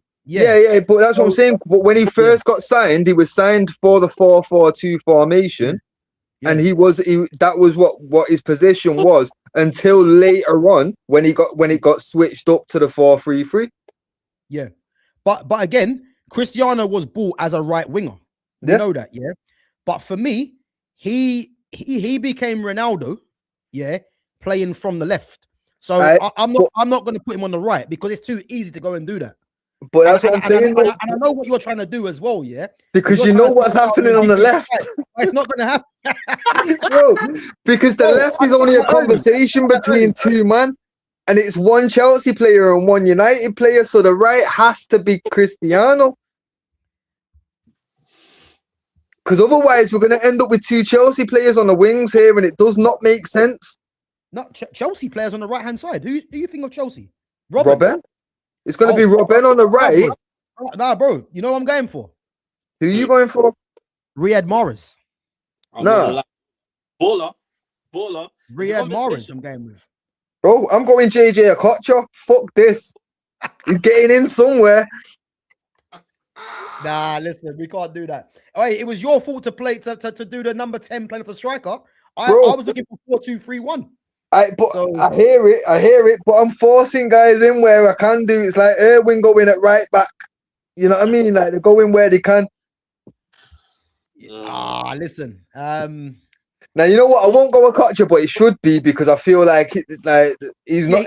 He should be in the list. Yeah, I agree. 100%. But if you're not gonna let me fucking go Cristiano on the right, then I'm not gonna lie. Oh, Stuart Ripley and Gillespie. I'm not gonna lie. I'd have taken Cristiano. Gillespie and Ripley. I forgot about them. Hey, listen. Big up to Glossy Pom Pom, man. Ripley and Gillespie. Boy, we was in the pits of hell, man, with them two wingers, man. Trust me, man. Gillespie and Ripley. Get off my screen. If we're going back there, though, fuck it. I'm going Konchelski's. Karol Pobulski, why not? Put him in there as well, man. Man like Merson as well. Yeah. Bro, nah, I can't be having this because this is what I'm saying. If we're not going Cristiano on the right, then we're not going with a United player. I'll be honest, yeah. I'll be honest, yeah. And this might be controversial, but so be it, yeah. Giggs and Ronaldo don't make it for me. Giggs doesn't. No. For me, the left is between Giggs and Hazard, and for me, it's Hazard. That's why I'm saying right, you're damn right. Right, so for me, it's got to be Cristiano on the right and Hazard on the left. Wait, Hazard's going in now. Bear me 1 minute. I'm not gonna lie, Mane would have been in that conversation for me. He's in the list. He's in the list, but there's no debating Hazard for me, man. 27 goals without any penalties. No, I hear you, and I've got stats for you about with no penalties. Trust me, we're coming there, we're getting there. But nah, man, for me, it's got to be Hazard on the left. Like if we're going longevity, then it's Giggs. But if we're talking about best in their peak years, Hazard shits on Giggs, bro. He was levels. And bro, what hurts even more was he was meant to be a United player. That Hazard's in hurts. there by default, bro. I'll be honest. Yeah. But if Hazard, but that's what I'm saying. If we know Hazard's on the left, for me, Cristiano on the right, Hazard on the left. Is that not the most crazy wing? Listen. We can't be putting Ronaldo on the right because we know Ronaldo didn't become Ronaldo playing on the right. That's my point. If he was hitting the numbers that he hit, yeah, on the right hand side, there's no debate. But he was doing that on the left, and unfortunately, it's either going to be Hazard or Ronaldo. Gav, I'm sorry, but Gav, it's got to be Hazard for me. Nah, but this is what I'm saying though. Yeah, for me, when we're talking about Cristiano doing his numbers, okay, sweet. Bear in mind, we went from 4-4-2 to 4-3-3. Yeah? And in the 4-3-3, the wide players aren't wide midfielders no more. They're wide attackers. So he was going to do more numbers because of where he was positioned on the pitch. It's nothing to do with anything else. Bro. Sorry, the chat making me laugh, man. Ginola. Listen, I forgot about Ginola. No, David Ginola. I'm telling you, David Ginola on the left is a good argument. I'm not gonna lie. It is. Morton Gans Pedersen, you know. Jesus. And you know what as well, considering we didn't mention him, because we didn't mention him in centre mid, he also went on the left for England most of the time. Paul Gascoigne should be in with a shout still. Yeah, I hear it. Yeah. But, you know what? This is difficult, you know. And you know what, Jonas, I'm doing your work here. Where are you? You're sleeping. You, Steve McManaman on the right hand side was a fucking demon. I'm not sleeping. It's just I know he's never gonna get in. But you've got to back your guys, though, man. Hey, he might get in La Liga. Exactly. And I was waiting to hear a next right side midfield right winger from your side as well, bro. But you stayed awfully quiet. Listen. I'd have happily given you Salah, but we're not doing inverted. What about Antonio Nunes? Darren Anderton, you know. My God, Darren Anderton. Sick note, you know. Remember that was his nickname, innit? Sick note, because my man was never fit. Yeah. Listen, let's come to a decision because. So what's the bracket? What's the bracket you're giving me for right then? Because well, you know what it is now. You know what it is, yeah. This is actually weird because because we're playing 4-4-2, because Hazard wouldn't work in a 4-4-2 as well as he would work. He's not. Yeah, exactly. So we're actually putting players in positions where they wouldn't really thrive in a sense. Yeah, but I'm just basing it on. That's why I said 4-2-3-1. Because but this is what I'm saying though. In our tactics now, yeah, essentially, our fucking wingers can push further up because we know we've only got one striker up top because one of our strikers is a 10 that's going to drop back anyway. So it's not really going to be when we're in possession. We're not a 4-4-2. You know what I mean? Yeah, but for me, that means then you cannot have Hazard because all he's going to do is come in with that ball and fucking destroy man. It's technically in possession. It's going to be like a 4-2-3-1 in it. Yeah. So we'll base it off that, which means you know me. Yeah, I like the inverted players. Yeah. So for me. I'm going on the right hand side. For me, and big up to Bex, man, because Beckham. Say again. You gotta have Mohamed Salah. Wait, listen, I'm gonna get onto it. Yeah, I'm gonna get onto it. Yeah? We're not playing that formation at all. We're doing 4-4-2 flat. Salah's getting nowhere near this team, man. I'm just giving it. I'm be happy, yeah. But what I would say though, big up to Beckham. Obviously, 4-4-2 Beckham, right midfield. You know, Beckham should get in there, yeah. But then, for me, I just think Mahrez was underrated, man. I think Mahrez was instrumental at Man City when they won the they win treble or quadruple? Treble. He was instrumental along with Grealish and that as well, yeah. And what I'm gonna say is Robben, as we know, top player. Probably Robben had his best years at Bayern Munich. You would probably say. Bale obviously left. Beckham we mentioned. Sterling. I mean, Sterling shouldn't be nowhere near this, but you have to give credit to Sterling because of the tap-ins at the back post for Man City. Yeah. But for me, it's between and again, Salah because of his numbers is in the conversation. But you know how I feel about Salah. I just don't rate that guy, so you don't get in for me, yeah. So I'm gonna say my vote, and it's down to you lot, yeah.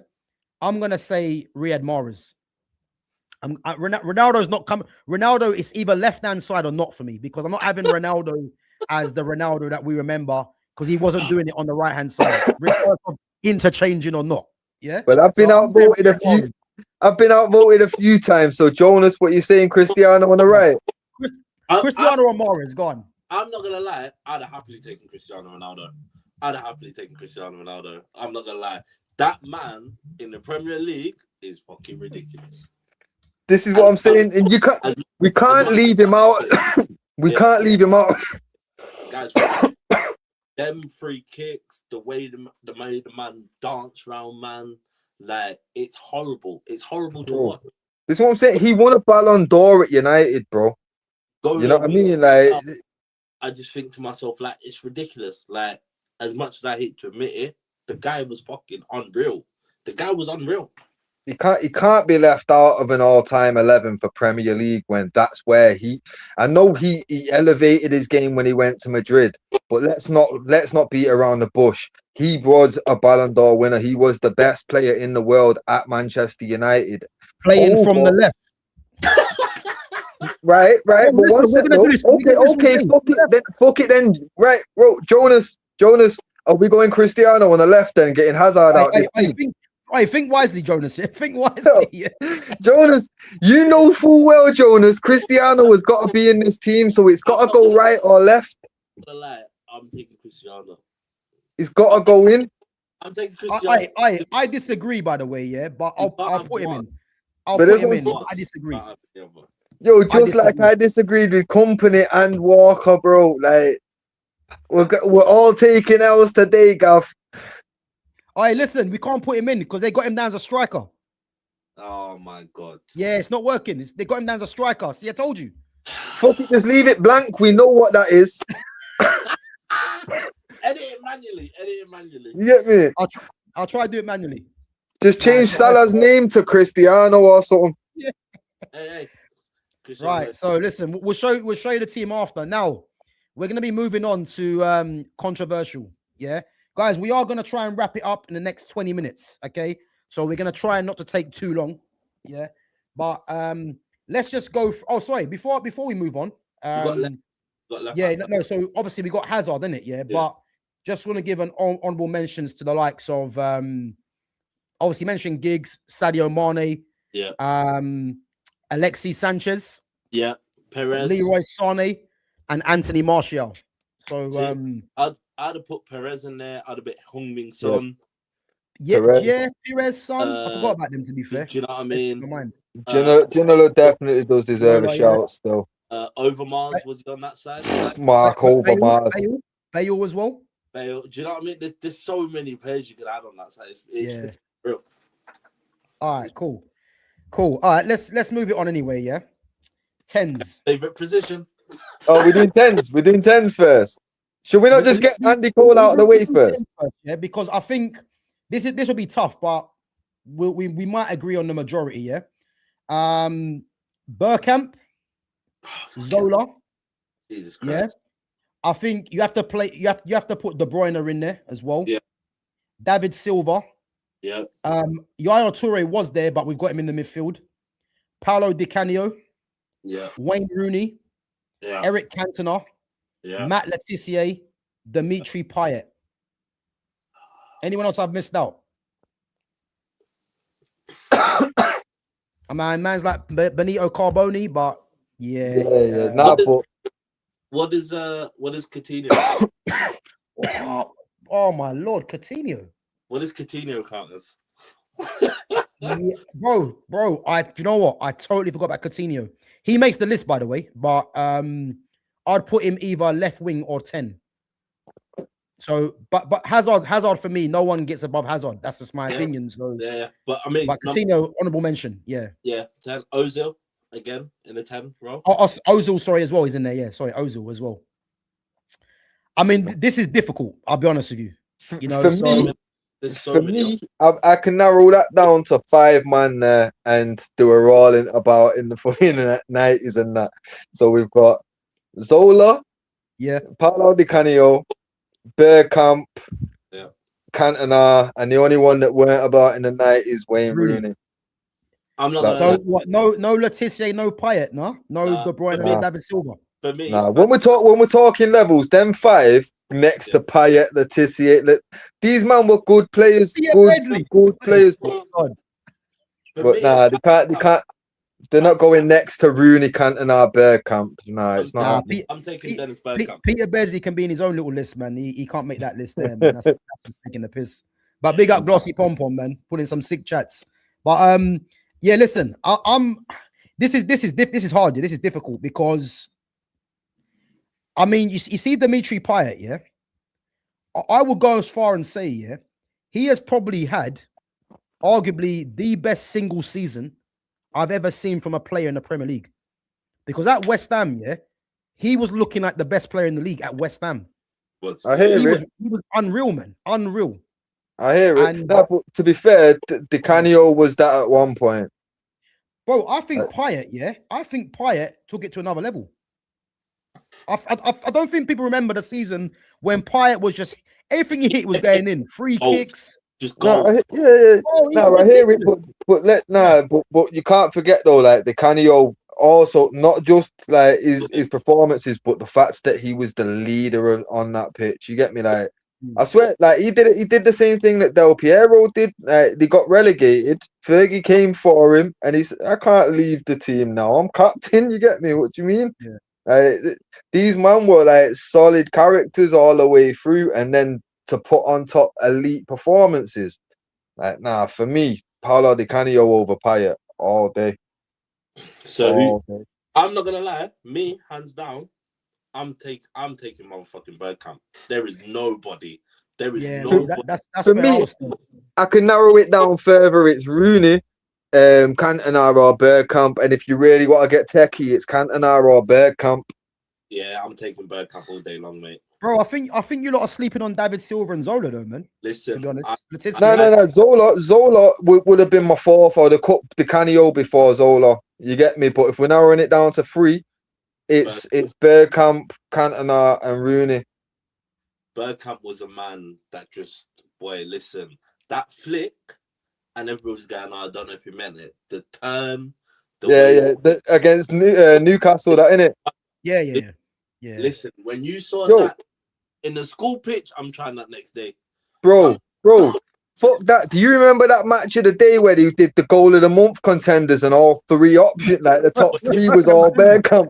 Yeah. Bro, Dennis was a bad boy, trust me. Hey, do you remember Bergkamp's goal against Sunderland? Yes. Do you remember that, yeah? Bro, Dennis Bergkamp, like I said, I won't begrudge Dennis going in as the number 10 because feeding Andy Cole is going to be outrageous. I'm not going to lie, though. Not going to lie. The one person I do think is slept on is Rooney. Rooney from the age of 16, brother, the moment he burst on the scene.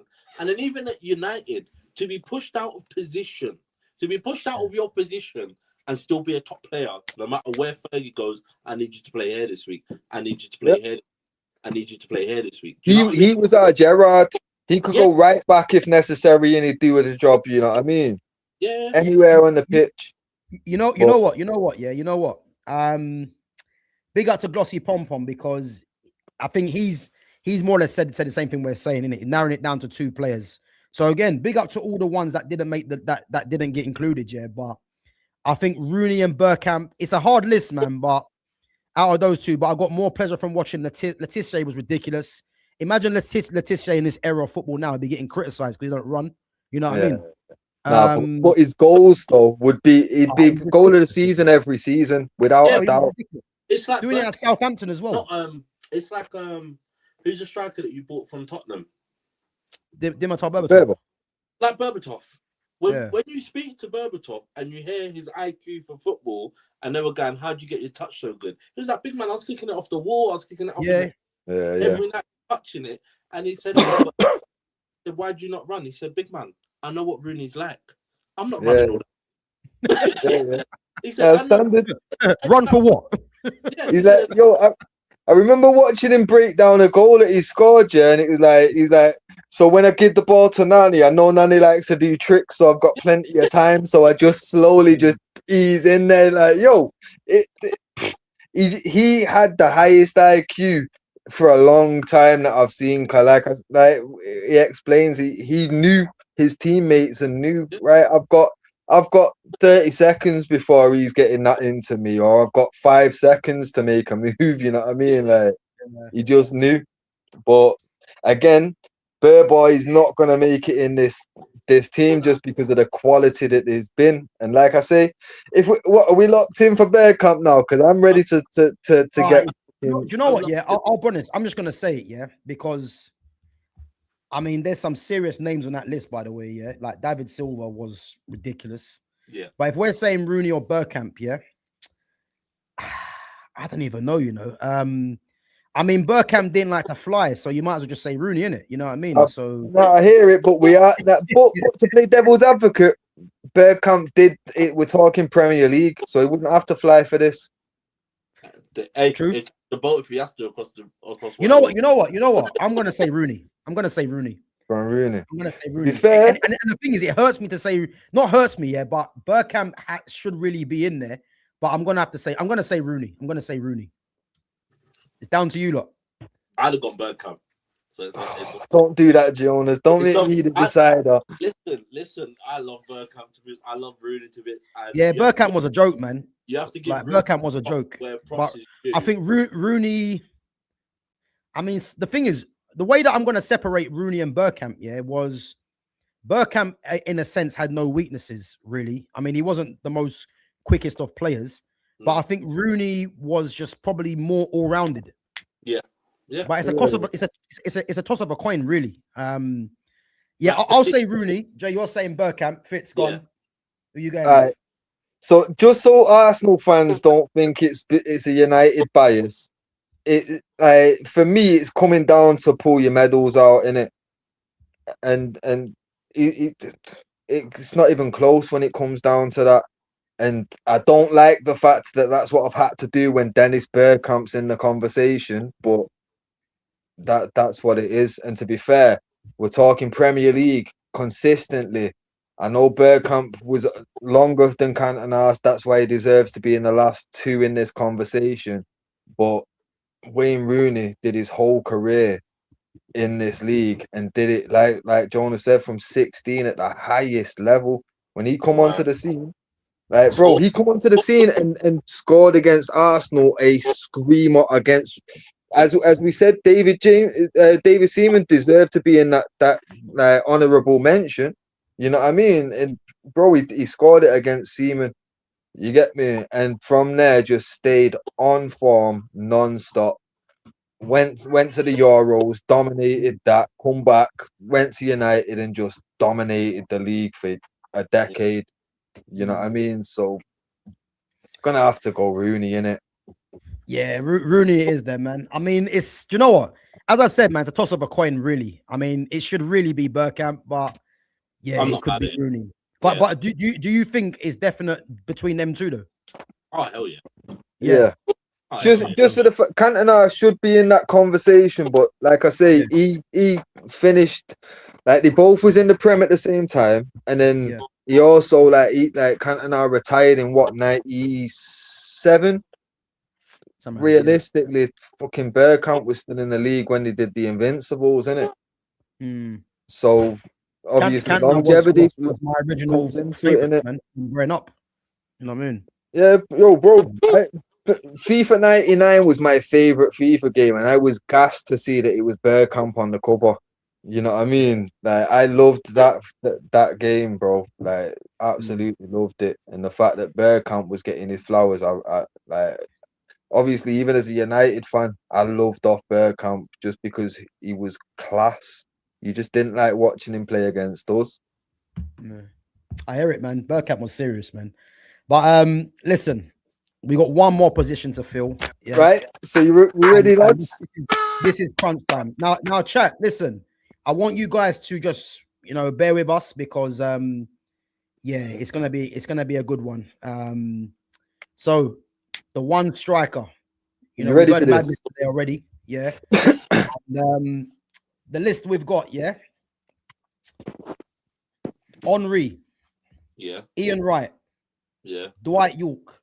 Yeah. Robin Van Persie. Yeah. Alan Shearer. Yeah. Sergio Aguero. Why are you leaving me hanging? Say his name, bro. All right, Andy Cole's in there. Yeah. All right, I'll put Haaland in there, as well. Just getting a recent player in there, but it shows you how the standards dropped. Carlos Tevez. Yeah. Fernando Torres. Yes. Luis Suarez. Damn right, you have to put Luis Suarez. Robbie Fowler. Yeah. Yeah. Michael Owen. Damn right. Yeah. Didier Drogba. Yeah. Dimitar Berbatov. Yeah. Harry Kane. Yeah. No Jermaine Defoe. Oh shit! Defoe. Okay, Defoe. Put him in there. Sorry, Defoe. Put him in there. Next, you'll be telling me Darren Bent. You know what I mean? But Jermaine was a bad boy though. He was. I actually forgot about him. I forgot. But listen, I'm gonna let you two discuss this quickly. Yeah, I just want to pop off just quickly. Yeah. Listen, talk your Andy Cole stuff. No. I'm gonna wait until you're back, my bro. Wait, Jonas can have his say now. Go on, do your thing. I'll wait till you back. Give me a couple of minutes, yeah. Yeah. Cool. There is so much to discuss. All right, so Jonas. Right, we're basically doing honorable mentions here, bro. We know where it's going, right? So, obviously, Didier Drogba deserves to be in this conversation. Yeah. Henry. Like, if we're narrowing it down, obviously, I'm gonna say Andy Cole, Henry, Drogba. I think that's essentially the top three for me out of that list. And if we're going 5, just because that's a very big list, I'm probably gonna say Torres for his time at Liverpool. Simply because Suarez, like we took points away from certain people for being shit pundits and shit. You know what I mean? And John Terry got discredited for being a shit person. So Luis Suarez being a racist person that bites people, we can't give him the flowers. So we're gonna go probably Torres, if not Torres, Fowler. And who would we say is the fifth? I'm not gonna lie, Van Persie needs to be in that conversation for me. Yeah. Persie, Okay, I'm not mad at that. His time at United, and as much as people go, "Oh yeah," but brother, listen, no matter what, that man scored some fucking goals. Oh yeah. He scored United. All right, so Harry we've Kane, got. I can't. For me, Harry Kane, bro, like. Yes, but it's because he's in this era. Do you see Harry Kane getting the same amount of goals back then? No, not those sort of goals. This is what I'm saying. Those sort of goals. He's not a running behind. An honourable mention would be someone like Daniel Sturridge this time when him and Luis Suarez and Sterling were together. Yeah. For that, and Sturridge did well. Adebayor gets an honourable mention. Yeah, Anelka, shit. Anelka, yeah, again in the conversation, went to Arsenal, banging in goals, and it got to a point where Arsenal were like, "This kid is better than Henry." Yeah. Liverpool was gonna sign. Liverpool were like, "We're not sure," blah blah. Then let him go to wherever else he went. Mate, the kid was just unreal. Yeah. It was basically attitude problems, innit? Yeah. That's what people put it down to back then. Well, if it weren't for his attitude or perceived attitude, because I feel like he got the Martial treatment first, innit? Because he didn't smile like that and he had that look about him like he weren't happy all the time. So fucking the media just laid into him from early, innit? Exactly. Just gave him a few critical things. But again, someone's mentioned in the comments talking about Bobby Firmino. But he's not an out and out striker. He was never bought an out striker. He's bought as a man that's gonna, for me, is more of a false nine than he is your out and out striker. And we're not playing false nine. No, I hear it. Do you know what I mean? He created space for Salah and for Mane to go and score goals. He was never really fussed about getting goals. Yeah. He was always more fussed about how beautiful is my pass for that assist. How space have I created? Do you know what I mean? So but that's the thing as well. When we're talking about numbers as well, that goes the same for a lot of back then, like, because it weren't the mentality for a striker to go out and try and score multiple goals in a game and try and get a hat trick every game, and that wasn't. It was a case of, did the team win? That was all it was about, innit? And so certain times, like obviously every match was. It's still the same. It's all a different tactical setup, essentially, innit? You approach every opponent slightly different somehow. Realistically, certain times strikers were just going to be used as decoys, just bully up these fucking defenders, make space so that whoever's playing it in midfield can get a long shot off. You know what I mean? Like a Scholesy or whatever can run in. But it's one of them for me. Like the stats and figures only really come into it when it's like, well, when it's too close to call, now we've got to draw for something. You know what I mean? But like for me, like this is why there's not really even a conversation to be had when you actually go through the records and the stats and that for Cole. Like, because obviously I don't want to get into it before Gav's here, because like I'm 100% certain neither of you are fully aware of the records that he still holds and where he still is in the record books in regards to a lot of fucking statistics and that. And it's not like shit statistics. It's like, these are eye openers. And then when, like I say, I sent over a reel of just Andy Cole goals, just that he scored in just the Prem, because obviously what he did against Barcelona, prime Barcelona, with York, was disgusting. You know what I mean? And people can say, oh, well, that was the partnership. All right, cool. But let's not forget, that was Dwight York's first season. And Dwight York was struggling with every other fucking partner until he linked up with Andy Cole. So who was the fucking common you know what I mean? The common denominator was Andy Cole for that success. And then man linked up because Andy Cole didn't see him as a threat to his position. He seen him as, you know what? I know how hard it is to be the new signing. Yeah. It's a bit like Heskey and Michael Owen. Yeah, bro. I mean, it just works. When something works, it just works. Like, exactly, bro. Suarez, nobody's trying. That's the thing, and it's more about who's willing to, and that's why when you look at players like Firmino, and you look at, and do you know what I mean? It's a case of these players are like, I'm not that fussed about getting a goal. I know I can get a goal, and it will come. But my first and foremost thing is, how do I improve this team? How do I make my runs better? How do I, do you know what I mean? And if that's in the forefront of his mind to a point where it's like, yeah, I'm not that fussed. Do you know what I mean? Because like we say, Torres was brilliant at Liverpool, but the moment he leaves Liverpool and goes to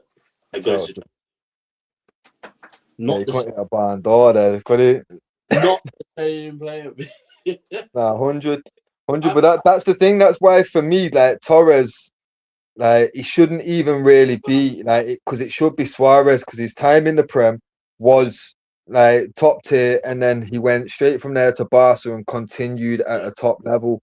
But and like I say, because he left the league, it's like there was no risk of him fucking up his Prem record. You know what I mean? But Torres really tarnished his own legacy with the Chelsea move. But again, like I think that did him over. I think that Chelsea time did him over. But when you hear him speak about it, he never really wanted to leave Liverpool. Liverpool he woke up one day and Liverpool just like, yeah, you're going to Chelsea. He was like, what? No, but that's the thing, though. Like, you can't really blame the player in those situations. But at the same time, like, I do always think, like, well, what if you'd have just said no? Yeah. Liverpool aren't going to start putting you in the fucking reserves because you said no. You're still fucking Fernando Torres. Yeah. You know what I mean? Like, they're just going to continue playing you, and then you can say, no, I'll go, but on my terms, I'll go to a Barca or wherever, you know what I mean? If they come in. But go somewhere else.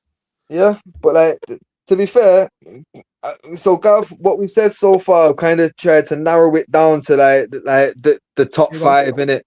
And I'm saying Andy Cole, Henry, Didier Drogba.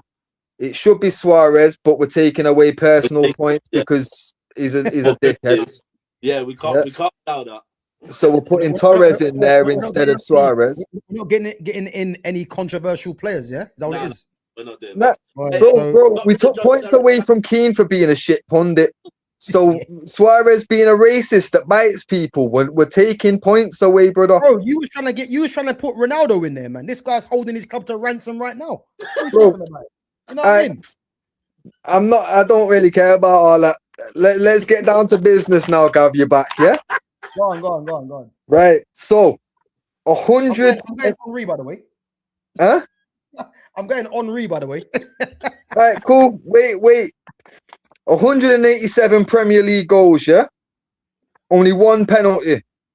Who? Cole. Andy Cole. Only one penalty, because he said if he couldn't score in open play, he wasn't good enough. Yeah?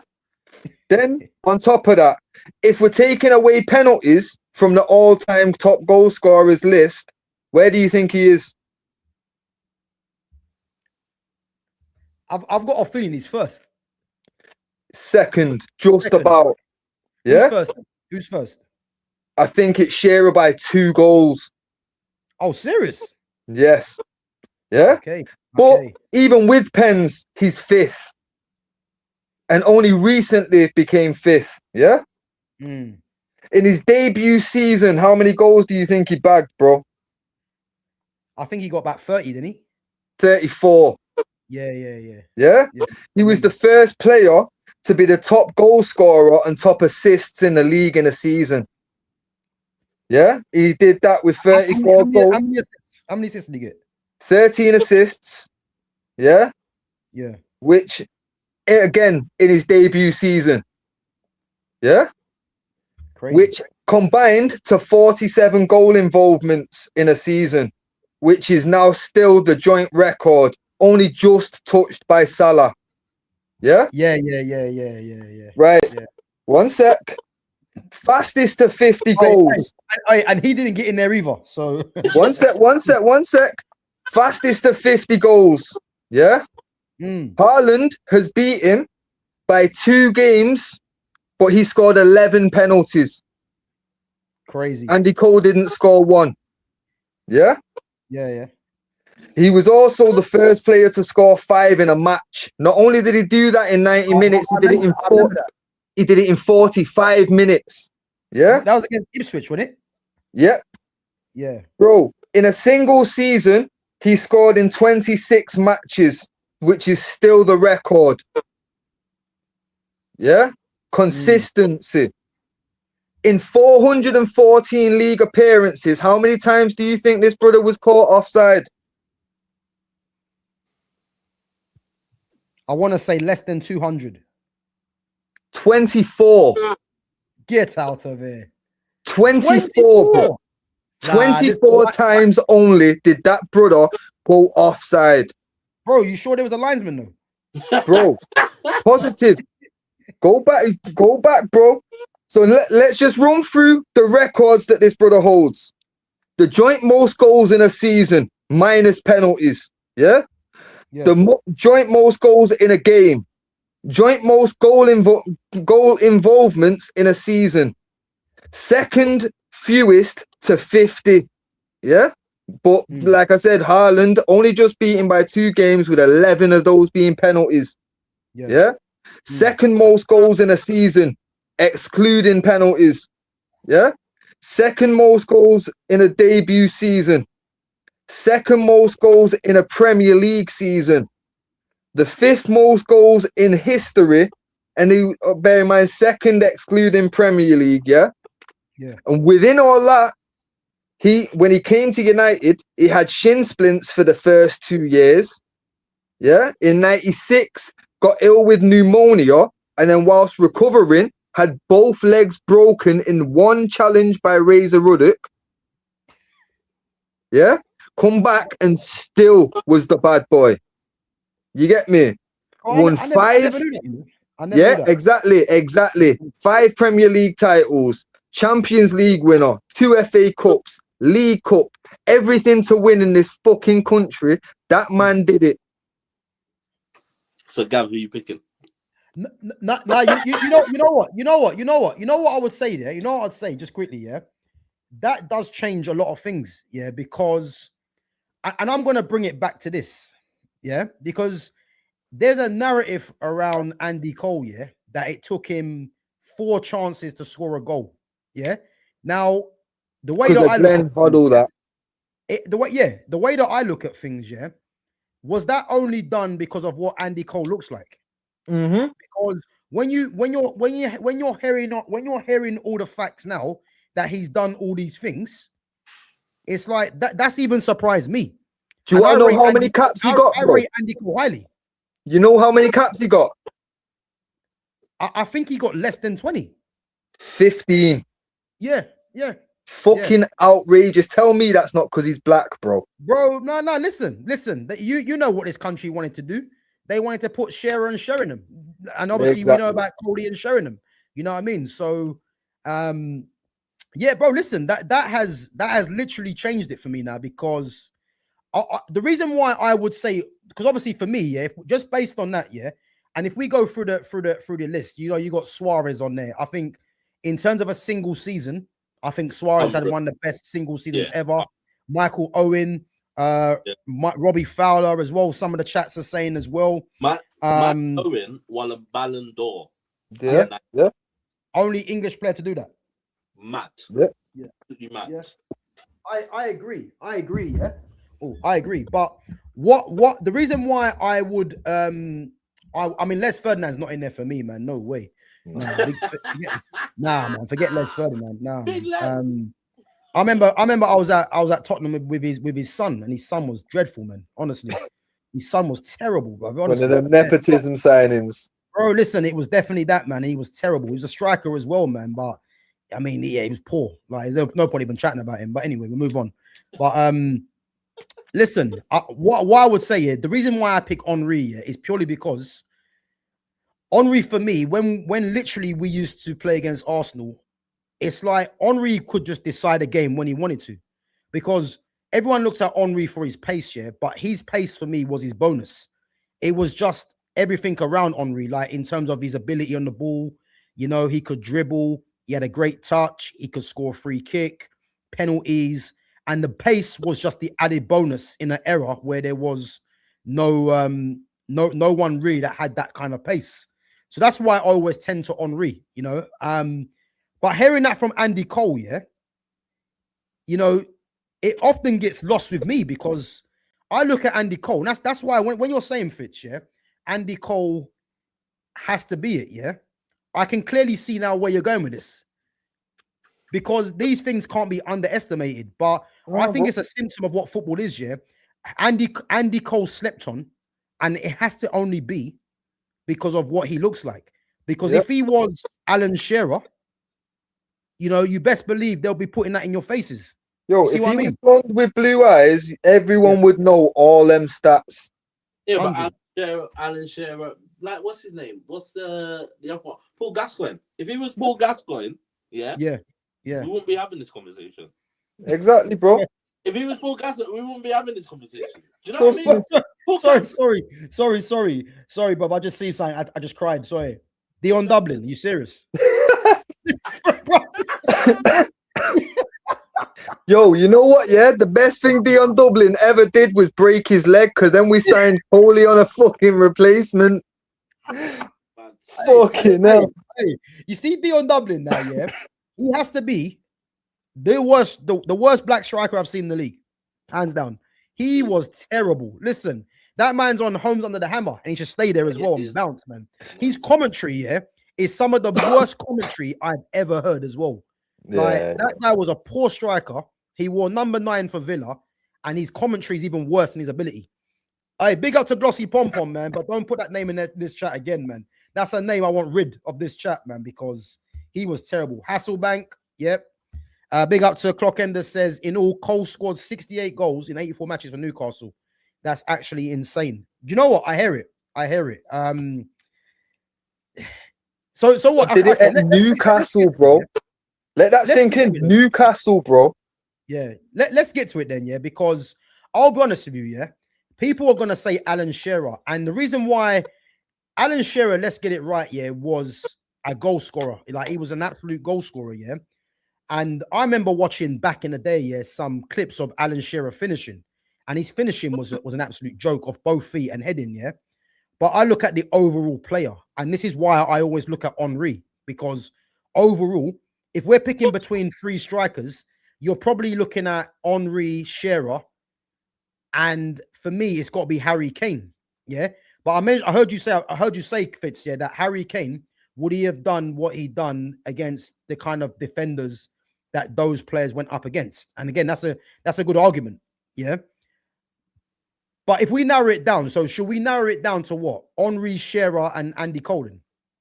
Well, I don't think Shearer's even in there. I think I don't think he's in there. But bro, if you go back and watch Alan Shearer highlights, he scores the same 5 goals over and over. Go back, like I say, after this, everyone just search on YouTube whilst you're here. Search Andy Cole best Premier League goals and just watch how many different finishes he give. Overheads on the edge of the box, volleys from 40 yards out, cheeky chips from outside the box.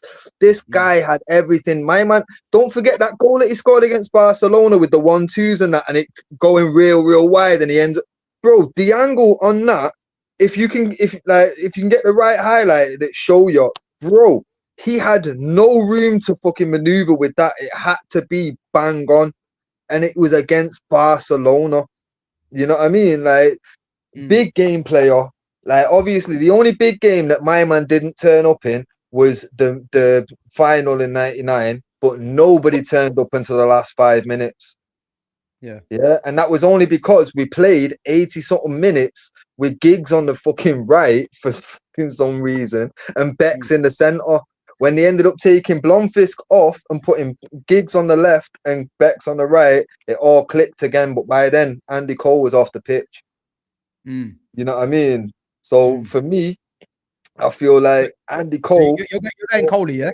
Yeah, it's Andy Cole or Henry. But for me, Henry's not even in the top 5 goal scorers in the league's history. He's But nowhere bro, to you be know seen what? in But most this of is the them. thing. I don't base it on goal scoring. That's my thing. No, I'm not neither do I. But they when it's that close and it's neck and neck, we've got two players. This is where you got to pull out your medals. This is where you've got to look at the records and see who's where. You get me? And for me, Andy Cole, it's clear that he's the winner, because for me, don't forget, like, I know our media was always about fucking putting, oh yeah, it's the token, here's the face guy, you get me? Here's Shearer, here's Sheringham, here's Gaza. No one really wanted to see Andy Cole shine. You know what I mean? Even when he come to United, he was under so much pressure from our fans because he was a record signing. You know what I mean? And because bear in mind, back then, a record signing being black, he was under pressure by that generation of fans. It was our generation that we're looking at the French guys and the Dutch guys and the Brazilians like these are the best in the world. You get me? We didn't have that bias. So for me, there's a little bit of the reverse going on with when it comes down to when we think back of our like 90s players and shit. We look at the Batistutas and the R9s like they were something out of this world. Like Andy Cole fucking wasn't. Yeah. That's why, like, yo, Andy Cole, second behind R9, all-time strikers. No one can tell me different.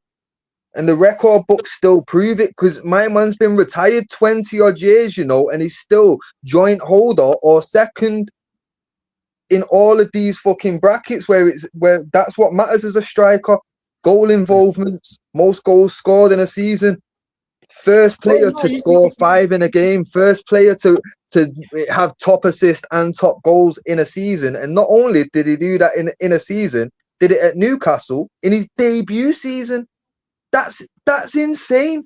That's R9 levels of talent, but no one gives him his flowers because he was an English guy. Yeah. And you know what I mean? And on top of that, he wasn't white with blue eyes and blonde hair. It's fucked, bro. David Beckham was not even half the player Andy Cole was, but David Beckham was the wonder kid. How's that? Bro, the thing is, as I said now, yeah, for me, yeah, wait, what's going on there? Sorry, yeah, that kind of changes it for me, because I didn't actually realize Cole was a holder of all those things. I actually didn't realize that. And when you actually look at it like this, yeah, it's like, because for me, when I'm hearing Andy Cole second to R9, like, I'm thinking, listen, I don't know what's going on there. But everyone thinks, yo, what's Fitz smoking? Bro, I'll be honest now, yeah, but maybe Andy Cole suffered, yeah, because of him being English, and we know what the perception is on players like that. If Andy Cole would have been Italian or French, he would have been fucking out of this world. That's how we'd have viewed him. I hear it. Do you know what? It's difficult, man. That has got me thinking. I ain't gonna lie. That's got me thinking, yeah, because I'm looking at it all together, yeah. And Andy Cole, he probably was slept on because they tried to make everything about Alan Shearer. You know what I mean? Yeah. But I don't know. I just think Henry, man. Do you know what? I'm gonna be true to myself, yeah. Big up to Coley and that, yeah. But it's 1-1. I'm gonna say Henry, and again, big up to the ones that didn't make it. That the Harry Kanes, the Shearers, the Suarez, the Torres, Drogba. I mean, Drogba was ridiculous. You know, Ian Wrights. Like, these guys are all great strikers, yeah. But for me, it's always been Henry. You know what I mean? And obviously, Fitz has made a good argument for Andy Cole, yeah. Jonas, who you going with, bro? I'm not gonna lie. Go on, you're the deciding vote. I'm gonna give it to Fitz. I'm gonna give it to our black legend, man, Andy Cole. You going Coley, yeah? He deserves his flowers. Oh, cool. You know what? Yeah, I'll be honest with you. Yeah, I never thought I'd be doing a all-time 11, and Henry's nowhere to be seen in there. That is crazy to me. That is crazy, but it is. This is what it's about. But like I said to you, bro, there's no way Andy Cole gets left out once I get through what's on this page. There's no way, bro. Because this is what I'm saying, because I know, because I am that big of a fan, bro. I named my son Cole, Cantona, Fitz. Seriously. You get me? Serious. First name Cole, second name Cantona, bro. Like it's on his birth certificate, all that business. So I can't name my son that, and my baby. Well, not I can't disrespect baby. My missus has to know. I am like, yo, this is why, you know what I mean? Like, you think I'm getting my missus to let me call my son Cole after this, brother, and not have reasons? Come on, Cole bro. is in there by default, man. I have to be in there by default.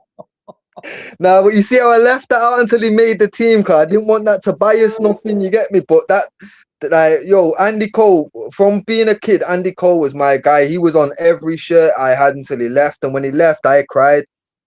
Hey, listen. You know what? Yeah, Fitz, I'll be honest, with you, man. Yeah, you've made a great case for Cole, man. Because when you kept saying Cole, I'm thinking, what does he know that I don't? You know. But to be honest with you, just hearing that, yeah, it does change things, and you have to look at the era that he was coming up in as well. So, I mean, Henry not being in there is tough, but fuck Arsenal anyway. You know what I mean? Boy, listen, you made a good case, man. And as I say, it's about debate, it's about opinion. And guys, listen, we're gonna show you the team in a minute, yeah.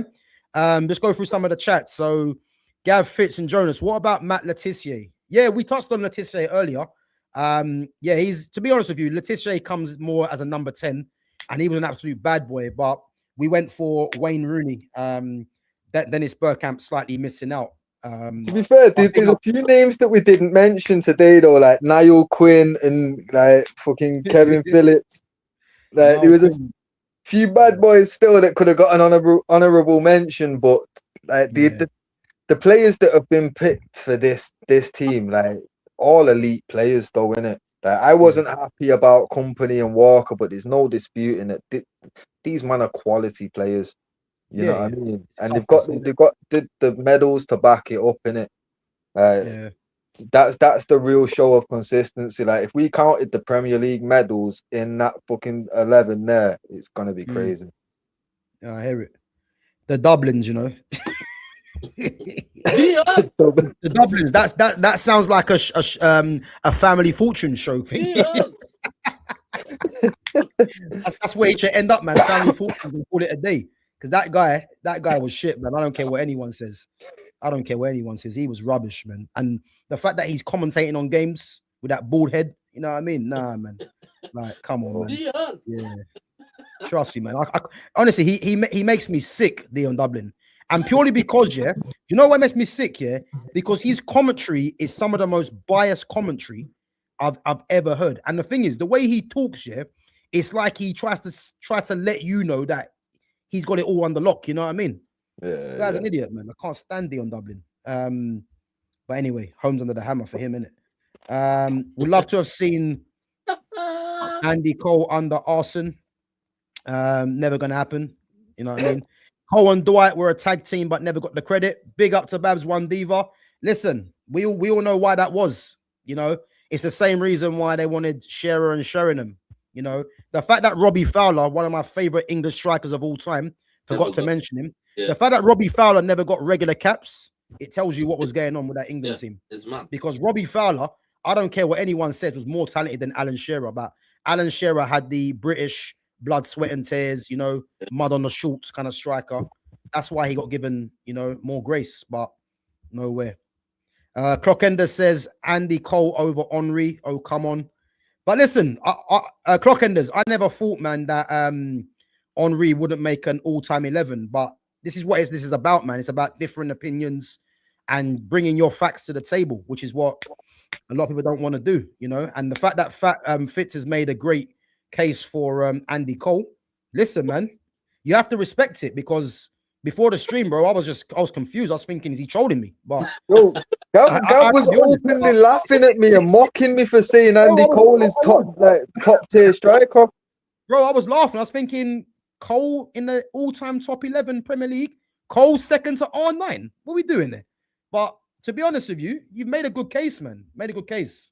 So listen, we have to go with that. He's only the third best player in the EPL called Cole. Ashley and Joe are better. Yeah, but again, that comes back to the what he looks like. You get me? You see how they get lighter, they get better in that list. Yeah. Crazy. Different shades. Crazy. Hey, listen. Hey, Glossy Pom Pom, you're a real one, you know. Mike New. Mike New. Hey, listen. Glossy Pom Pom, give yourself a pat on the back, you know. Mike Newell. Bro, bro, we were struggling with guys like that, man. Mike Newell, Stuart Ripley, Wilcox, and Mike Newell. Listen, hey, if you know about Mike Newell, man, he was shit. I'm telling you that now. Mike Newell. You might as well have had listen. You might as well have you know what? Glossy Pom Pom, man, big up yourself because that was at Newcastle. All that dude that was at Newcastle, that John Joe Shelby. Might as well have had Joe Shelby on that list. Lord Voldemort himself. There you go. There you go. Really can't believe you lads don't have TT number one. Who's TT? Thierry, innit? Yeah, but it should be TH.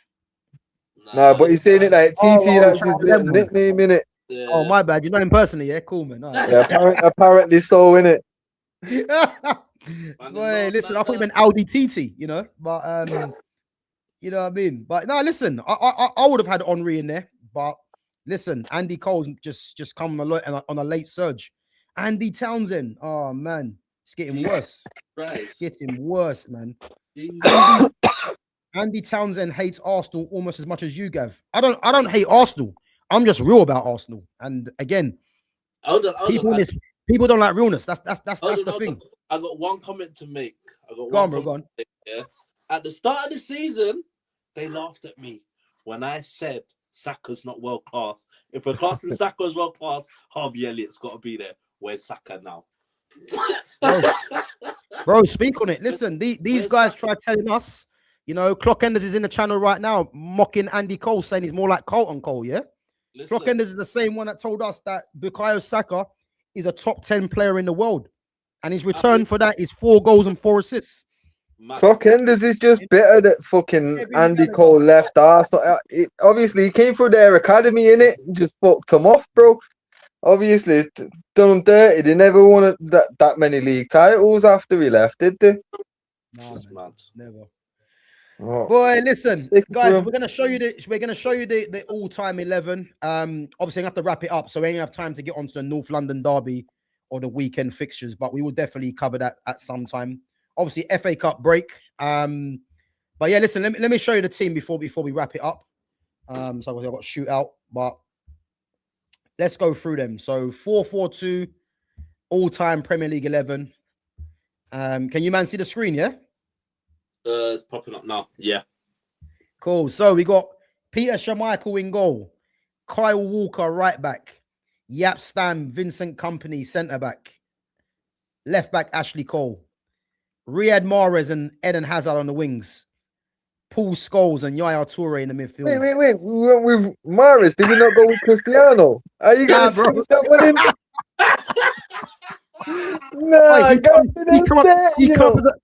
If you want Coley in there, you got to sacrifice Ronaldo. So that's that, man.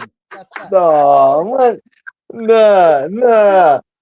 Hey, Mahrez and Hazard, Scholes and Toure, Wayne Rooney just beating Bergkamp, and probably the surprise of the night, yeah, Pippin TT, you know, as Moses said, Andy Cole. Guys, let us know what you think of this.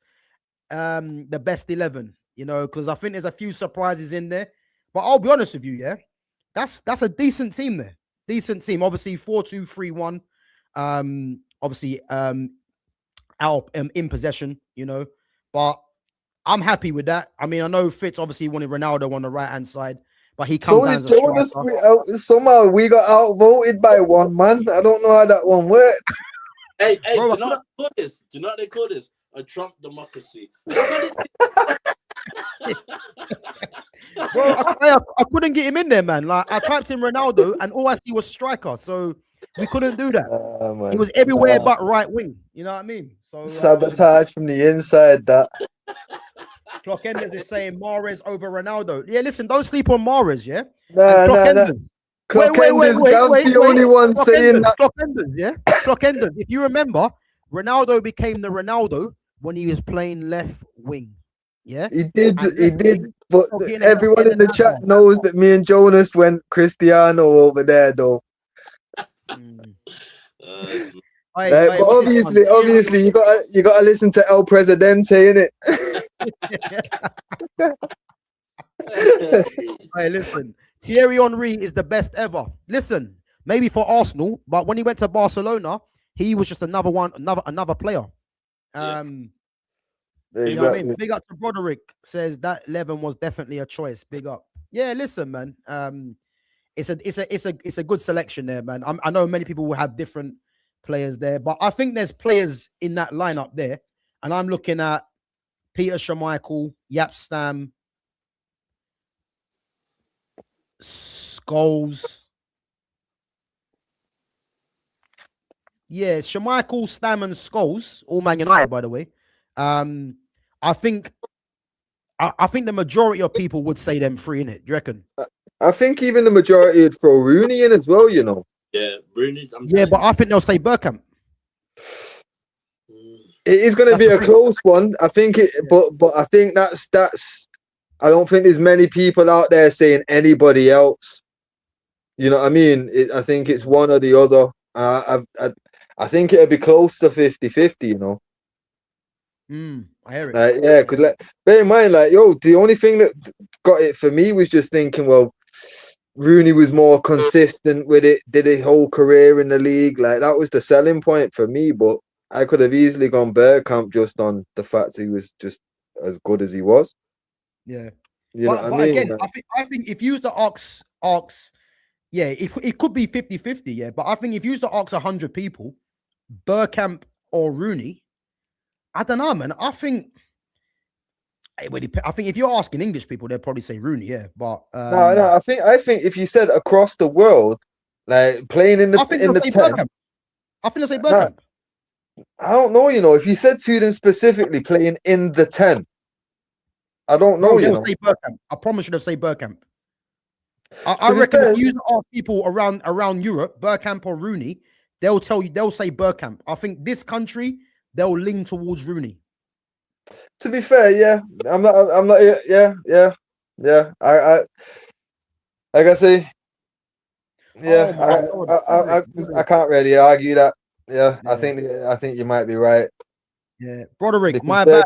Listen, Aguero was that good, but you know what though? Like, I was thinking more on the lines of like I say, Wayne Rooney. Like, if someone gets sent off or injured in that team, Wayne Rooney can go right back if we need him. You know what I mean? Like, bro, I've heard all that, man, but you don't want him right back, do you? You know what I mean? No, of course not. But obviously, having Rooney in that team over Bergkamp, because we know what Bergkamp provides. Yeah. But when you've got the wings that we've got, because obviously we did originally have another right mid, but fucking with Hazard on the left and fucking obviously having Scholes and Yaya in your midfield, like there's creativity in abundance anyway, innit? So, and it's not like we're putting a slouch in there. We're putting Wayne Rooney, who was one of the top goal scorers that the league's ever seen. So yeah. And he'd get on a plane as well if we needed to. Yeah, to be fair, man, I forgot about that. I think that's the one changing factor for me, man. That Bergkamp didn't fly and Rooney did, so he gets in there by default again. And if someone gets injured, Dublin can go centre half. Yeah, listen, that guy doesn't even leave it out. That guy doesn't even make a Z team. That's how bad he is. You know what I mean? Dion Dublin, you know, but. I take Dion Dublin over Gyökeres, though. That's a conversation. Dion Dublin or Gyökeres? Hey, I'll take Carlton Cole over Gyökeres. Wait. What? Wait. You think Gyökeres can chat to Dublin? No. Probably not. Seriously. I'm being serious. Dion Dublin was actually coming up against like Bruce and Paddy and that. Like, that was different levels. Gyökeres has just got to come up against Van Dijk. Hey, don't do that. Exactly. Bro, just because he got in the way of a cross the other week, don't think he's turned it around, bro. Was there being and as one bro, listen, him off. I'm still waiting for Lumi Rain, you know, because she said to me that Gyökeres will get 25 league goals. You know, should be waiting about 3 seasons for that. Listen, make it 4. It's gone from 9 to 4 points. It's crazy. Trust me. Top of the world. Yeah, they're on the P. They're on the P. Me and And my the joke is, they've got a game in, but like, so when they play Tottenham, City's got their next match in it, but they've got Wolves in between that as well, bro. These and like Arteta was already coming out with excuses in it, bro. This is what I said this morning. Like, Yeah. now saying the quadruple is gonna derail because of the injuries. Yeah, even if you do think that, you don't say that on TV, man, because that's gonna create doubt into your squad. Yeah, man. Yeah, Yeah, exactly, bro. This is them, though, isn't it? You know what I mean? Broderick says, meant Aguero over Cole. What happened today? What? Yeah, listen. We was arguing this all day, Broderick. I mean, as I said earlier, man. When Fitz was saying Cole, man, I was just laughing. I'm not taking it seriously. You know what I mean? Then he said Cole second to R9. You know what I mean? I screamed, but listen. I'll state that clear now, just so everyone knows. Like, best strikers of all time, if we're talking top 5, top 3, whatever, number 1 is R9, number 2 is Andy Cole, and I will fight anybody on that. Bro, I'll be honest, yeah. Never have I ever heard someone say Cole is second to R9. But listen, you made a compelling case for Andy Cole, man. I have to be honest. So I'm not even going to argue, because I actually think, we disrespect Andy Cole because of him playing in England. That is probably what it is. I mean, I watched Andy Cole play bare times, and again, Andy Cole was a goal scorer. Yeah. You got, so in the FA Cup, Newcastle got City, Wolves have got Liverpool. Okay. Let me see this: Fulham, Southampton, Port Vale or Bristol City, Sunderland, Newcastle, Man City, Leeds, Norwich, Mansfield. Oh, fuck off, man. Arsenal got Mansfield. What are we doing there? Arsenal got Mansfield. Chelsea got Wrexham. Yeah, bro. Arsenal got Mansfield. You see what's going on? They're desperate to give Arsenal a trophy this season, you know. Telling you, man. Mansfield. Crazy. Nah. Fits one for you, bro. Look. Go on. I can't even see, bro. Go on. Clockender says, Fitz, love you, mate, but put the blunt down. Bro. I'm telling you, man. Andy Cole, I'm telling you, after this stream ends, just go and check Andy Cole's best goals. I'm telling you now, the guy had everything. Everything. He had pace. His finishing was lethal. All kinds of finishes. The guy was something else. Like I say, he's always been overlooked. Always. And I'm here to change it. Boy, listen, I'm convinced, put it that way. You know, as I said, I was Henri, but you know, listen, it went down to a vote, and we went with Andy Cole, man. And I'm not gonna lie, I think Andy Cole does have his flowers. You know what I mean? Huh? We got to stick with our black strikers. Boy, we have to, man. We have to, because you know, I know you boys have been hearing what Jim Ratcliffe has been saying and that, you know. So crazy. But we'll get onto that another. The thing is, I'm not even too interested, because it's not really a surprise he's coming out of that anyway. But listen, guys, we're gonna have to wrap it up anyway, because I got to shoot out. But we was gonna get onto the North London derby and the weekend fixtures. But again, we'll touch on that. Rapid Arsenal lose, innit?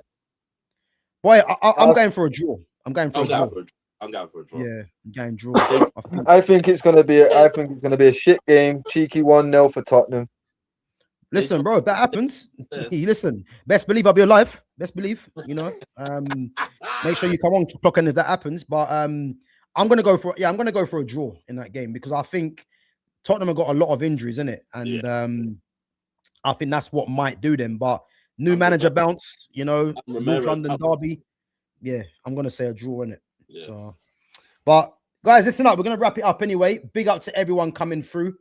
Make sure, as always, you smash the like button, sub to the channel, and you share the channel. And make sure you go and follow Fitz and Jonas on their socials as well. which is in the description. And guys, let us know what you think of the all-time Premier League 11. Let us know in the comments if you think it's a good team, or do you think there's certain players that should have been included. Again, you know what it is, guys, for me, yeah.